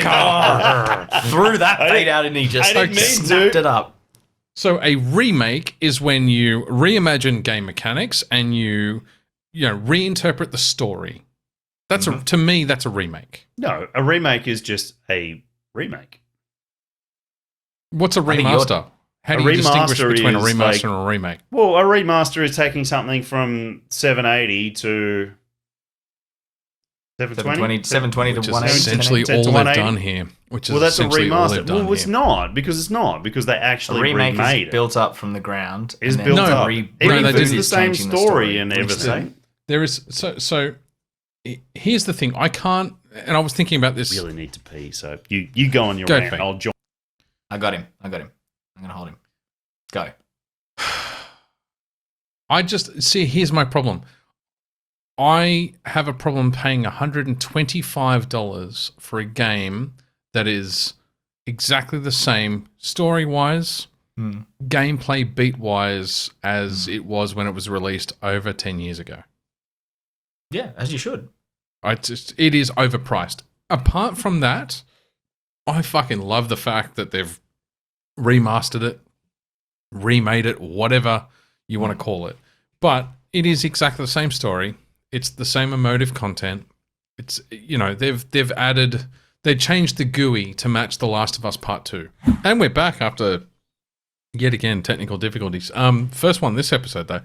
So, as I was saying, the only problem I have with the remake of Last of Us Part 1. Well, they're calling it this one the remake, aren't they? I know what they're calling it. But to me... I'm not having a go at you. I just $125. I know, but I still got scared. $125 for a game that is substantially identical, $125, which is substantially PS5 game these days. Yeah. No, but for a fucking AAA brand new game that no one's ever played before, $125. I'll pay that for God of War Ragnarok. But to pay that for I'm paying a lot more for God of War Ragnarok because I got the Mjolnir edition. Yeah, we all did. Yeah, but my point is... we all didn't because I'm not an idiot. But the point is... No, you are because you didn't get a Mjolnir. Yeah, that's right. Hammer me till I'm Thor. Yeah, you will make your own. That's the most important part. My point is $125 to tell me a story that is substantially identical to a story that was told 9 years ago is offensively expensive. How far have you finished the first playthrough or anything yet? No. No. I've left the university and I'm into. Yeah. So it's about 2/3 of the way through the game. Have you seen? Has there been any changes from the original story? No, there are no changes. The clickers all appear in the exact same locations as they always did. So the changes between the remaster and the remake, beyond the fact that it spans from PS3 to PS4 to PS5, is the GUI for your upgrades is now the Last of Us Part 2. GUI. That's a term doesn't get used much anymore. The graphical user interface, it does in my world because I'm in IT, but okay. Yes, the GUI... The GUI has been updated to The Last of Us Part 2. Could you upgrade my GUI, please? Thank you, Stewie. When he first said it, I know what GUI means, but as soon as you said it, I'm like, is he talking about sludge aspects in the game? Is there more advanced slime, or is there something? He's like, and then it clicked. I'm just like, the bleeding GUI. effects. Yeah. He's actually talking like a proper acronym here. It looks prettier. There's no question about it, but it also looks darker. They've made the game darker. They've made the game... Have they? Because the trailers I saw, the comparison trailers, made it look lighter. And yeah, because they do all the sunset scenes that you see for about 5 seconds. But the actual main gameplay, the game is darker and grittier.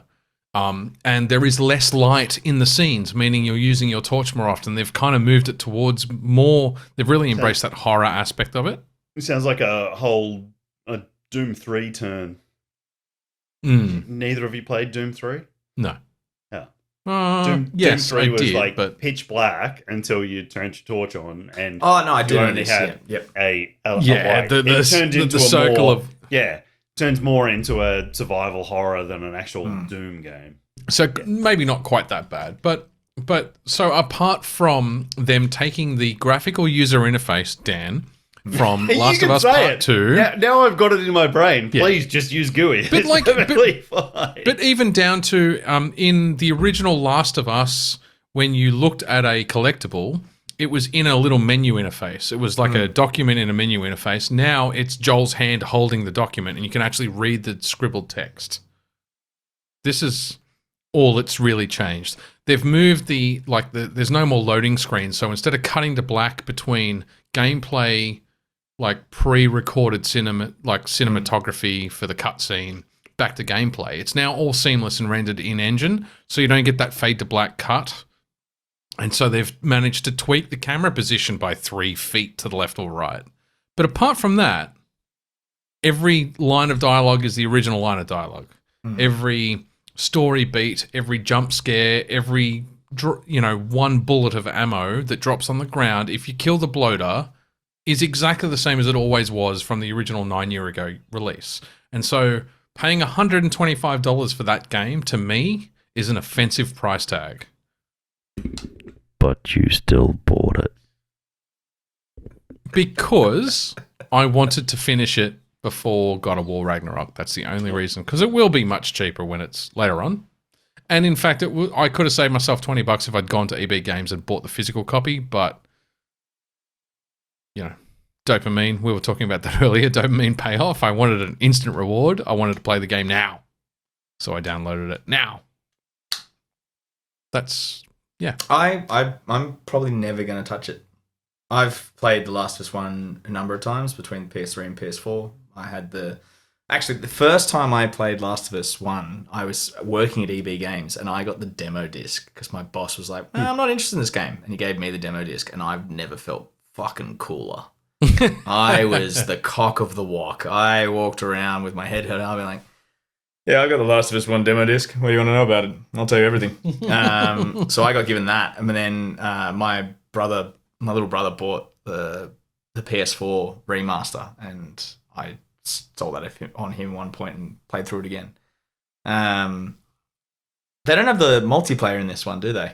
No, they don't. And they've also removed the requirement to finish the game on grounded mode as part of the Platinum Trophy. Grounded mode. Which I've talked about. Grounded mode was the only way to play that game. Yeah. So the ground false. It was not. There were several other difficulties you could play it on. So I don't hate myself enough to put myself through grounded mode. My one and only PS3 playthrough, which I didn't finish, granted, I got to the university, the start of the university, was in grounded mode. I'd never played the game other than in grounded. And then in the PS5 remake, you don't need to. So I'm not. I felt sad for the people that had played the game and not played it in grounded. Well, I played it in grounded. I just didn't do it straight out of the bat because I didn't want to just bash No, myself nor did I. constantly. No, I didn't either because when I got it, grounded didn't exist. Punishment. I bought it day one and grounded was not a original. Because it was before PlayStation trophies back then. Yeah, well, grounded was not an original. PS3. Was not an original playstyle. Yeah, it was a DLC, It wasn't. yeah. It wasn't an. It wasn't a. Well, it wasn't an option. Free update. Yeah, it wasn't a Yeah. DLC. But yeah. It came through a year or two later, or with the remaster. No, it was the DLC, which was the there was an extra chapter Left Behind. Left Behind, which is now, by the way, integrated into the game, right? Yeah, Which and is it good was because you should play that level. That's a good. Yeah. That's So a good no, level. I didn't originally play it on grounded either. But when I went back and then played it on grounded, I'm like, this is the only way to play this game. This is what this game was designed for. Yes. Yeah. By the way, not all PlayStation 3 games have trophies because they introduced trophies after the PS3 was released, which is why I was saying what I said, Tom. The Last of Us did. I can show you that. I can show you that on my profile. I thought they Last of Us added PS3 trophies to sits that at about game. 2% completion on mine. No, I get it. Because I didn't go through and replay it. It was one of those ones you had to replay. I'm pretty sure they added trophies to the game after they released the game. Is my point. No, because you got to remember, Last of Us came at the end of the PS3 life cycle. It was really towards the end. It was just before PS4. Yeah, okay. Last of Us games have always been at the end of the gaming cycle and this is one of the things that actually works for them is that they know how to get the most out of that system. Well, they certainly got the most out of my wallet because this is the third copy of the fucking same game I've bought, and I still haven't finished the goddamn thing. I will this time though. Come hell or high water, I will finish it this time. So I just want to inject before we go to whatever the next one is. A shout out to my cousin that did the music on The Last of Us 2. He now has the first episode up on Guillermo del Toro's Cabinet of Curiosities on Netflix. Yeah, I was saying that. I wanted to watch that. He did the music for the first episode. And Yeah, so right. they do That's different fucking people cool there on shit. out. So yeah, shout out That's to Tim, yeah? Tim Davies. Yep. Yeah, sick. Well, I'm going to watch the shit out of that now. Dan, That's are you winning, That's son? Fucking cool. No. Dan's I have not played a single thing on my Loser. PlayStation for the last 3 or 4 weeks. I sat yesterday trying to decide what the hell I was going to play and installed 3 different games. Well, two Batman games, 1 God of War game. You are played in none that. of them. You're in that period where it's like I had the same thing. It's like, Do I start a new game knowing that I'm about to fucking demolish? I've got releases? X amount Yeah. of time to finish this game, and I probably I doubt I'll be able to plat Shadow of Colossus before Ragnarok comes out because you got to do several playthroughs of it. But it's like I'm like 90% way through this my first run, and it's a beautiful game. But it's just like it's one of those things where it's like, oh, I know God of War 3 really well. I reckon I could do it. No, play something new, Tom. You're about to have a lot of Kratos. Huge game too. Yeah. Well, the thing with God of War 3 too is it was very different to the PS4 God of War, the modern God of War.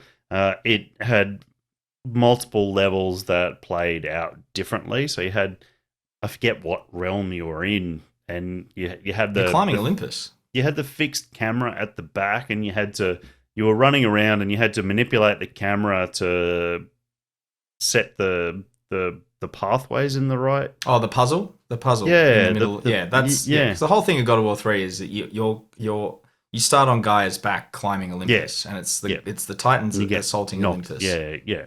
But then you get into the whole Pandoran puzzle.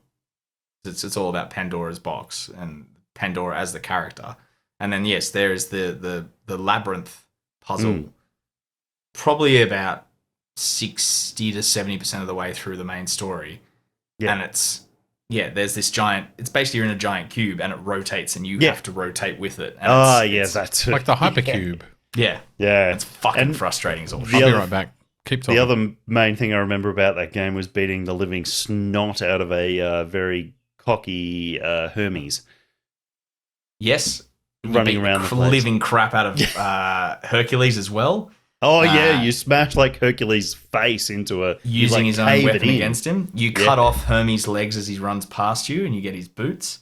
You rip off Apollo's head, which, as you're ripping his neck, sinews apart. The light of the sun is coming through his throat. I remember that viscerally. I don't remember that. No. So this is the reason I remember I loved this is it at the pure time. anger Kratos as well. Yeah, 100%. I mean, and even from that first boss fight when you're fighting Poseidon on the back of Gaia, like you're And he's got the crab horse, the weird crab horse. Yeah. And then it goes into first person. I think when you're beating some the crap brutal out. fucking kills. Yeah. Yeah, and then the very those are the sort of things that stood out to me, and then the very last thing that stands out to me was the swimming through the river Styx right at the very end after you fight Zeus, and just going towards the voice of the daughter and the mother, and then swimming through the black lake, and then the really meta ending where you there was something weird about it. I can't remember. You fight the spirit of Zeus, but it's Zeus, the character model, but has an angry black and red cloud. Oh, and I don't remember that. And then the first person thing that I remember was the end of that was when you finally kill Zeus, or like you get Zeus down to the thing. And you know what? Fuck you if you haven't played this game. It's been out forever, and they've rebooted the entire series. Yeah. But I'm pretty sure there was a trophy reward for it if you because you just start punching Zeus and the screen starts to go red slowly.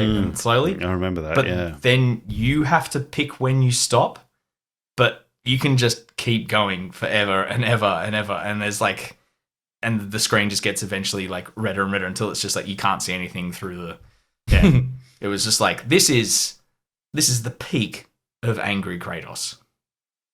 And then they tried to bring out that Ascension one, which I enjoyed, but it was a weird tonal shift after that. Like, you were up here with how angry Kratos was at everything, and then they tried to bring in like that weird kind of semi-origin story.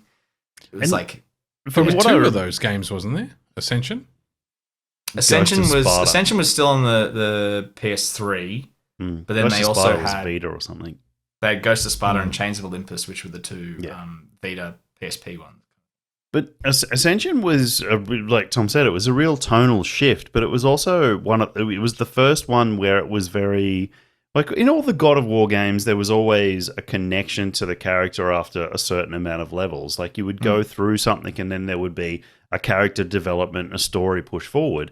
Like this was the first one where it kind of just kept going for like a little bit too long before it dropped you into like a cutscene or an interaction with another character or something to break up just that no voice angry Kratos just going through levels killing shit.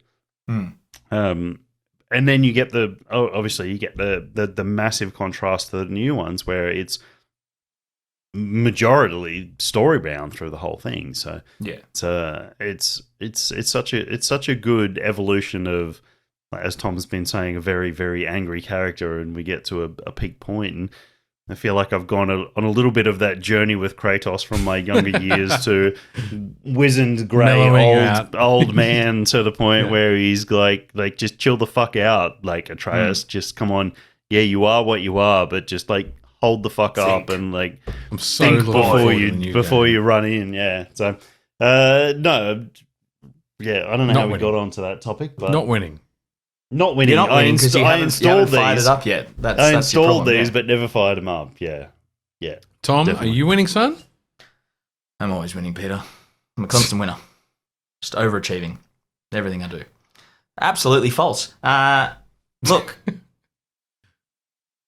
I'm a trophy whore. I'll say it out loud. Whore is definitely the right way to put that, too. You're a gardening tool, mate. Yeah, well, 83 Platinum says, suck it.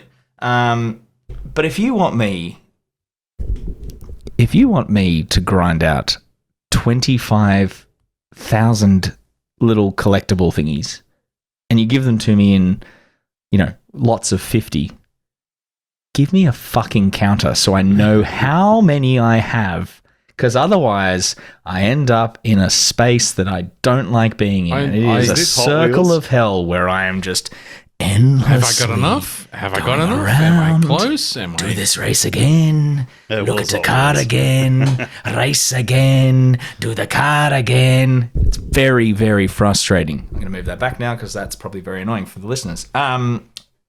So, yes, I was playing Hot Wheels Unleashed, which I'm a massive child, and I'll admit that. And I got to play with little Hot Wheels cars, and it was very fun. It's a cool arcadey racer. If you like a arcadey style racer, the level design in that, because they base it on you get to build tracks in it, and you're using the Hot Wheels tracks. Plastic. Tracks. Yeah. So it's also kind of a subtle way to sell the toys, because you know that kids are going to run but out it's and ask mum for the toy.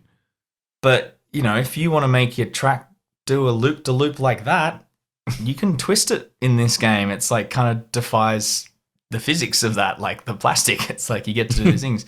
So the level design they've come up with is ingenious. But it was just like, it's just that end game bit where it's like, you've got to get all these coins, you've got to get all these gears things. And the only way you can do it is by, you do enough races, get enough coins, and then you do the, what was the thing they outlawed? It's the loot box. You got to do. There's a loot box element to it, so you have to use the loot box to then get cars, and then you can dismantle the cars and you get the gears, and that's the only way to do it.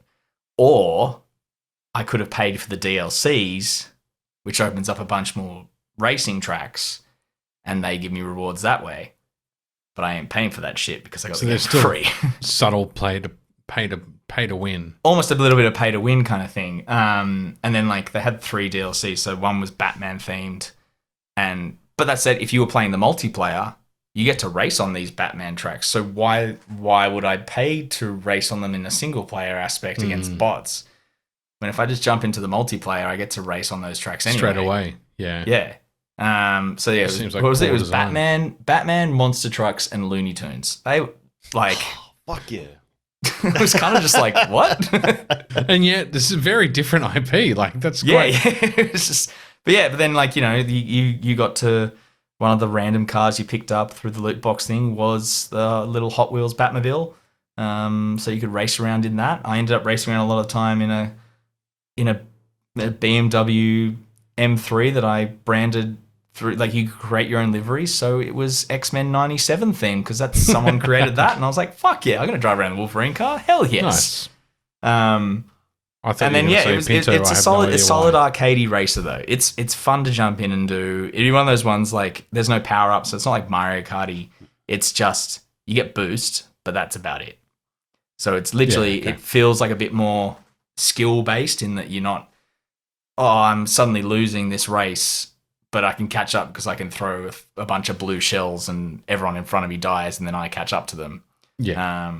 And because the levels are based, you build the tracks, but they're like based in like a room per se, I guess is the best way to describe it. You can find kind of fun ways to use the room to your advantage, like skip a bunch of track and then come back on. So that was it was this very, very intuitive level design. And I you have to jump into the level designer for a bit to platinum it. And it was like, I was playing around with it. I was like, oh, you know what? If I really sat down and think about it, I could probably design some fucking cool races. Like it kind of made you, without pushing you to it, you're like, oh, I've raced on a bunch of like user created tracks. I could create something as cool as that if I really just sat there for 10 minutes. It's easy to lose yourself in those kinds of games. Yeah. It was like that kind of cool building thing.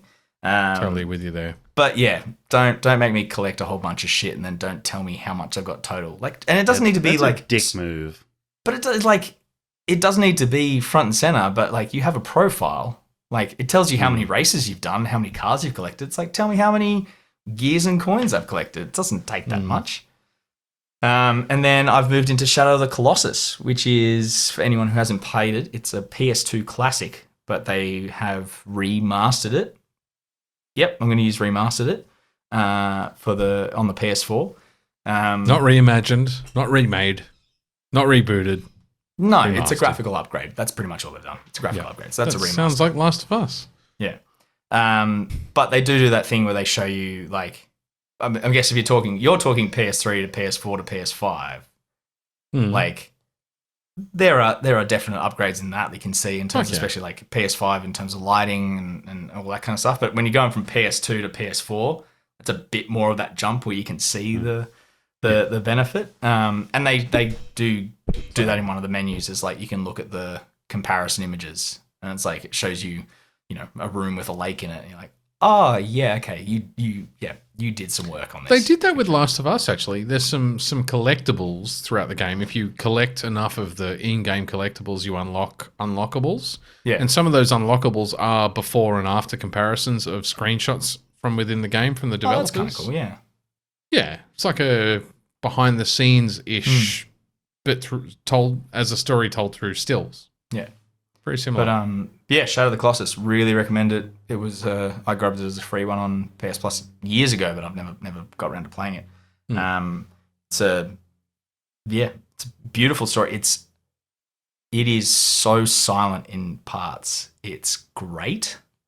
So as you're riding through the world, so it's fantasy based. You play as a guy with a sword who climbs giant monster beings to kill them so you can steal their souls. That's basically what happens in the game. But there's 16 colossi you have to kill for the story purposes. I've just finished number 12 of 16, and I am seeing the first. This is I pause this cutscene and then put my PS5 in rest mode. But as I put it in rest mode, the cutscene was playing other humans appearing. And that's the first time I've had any interaction with any humans in this game.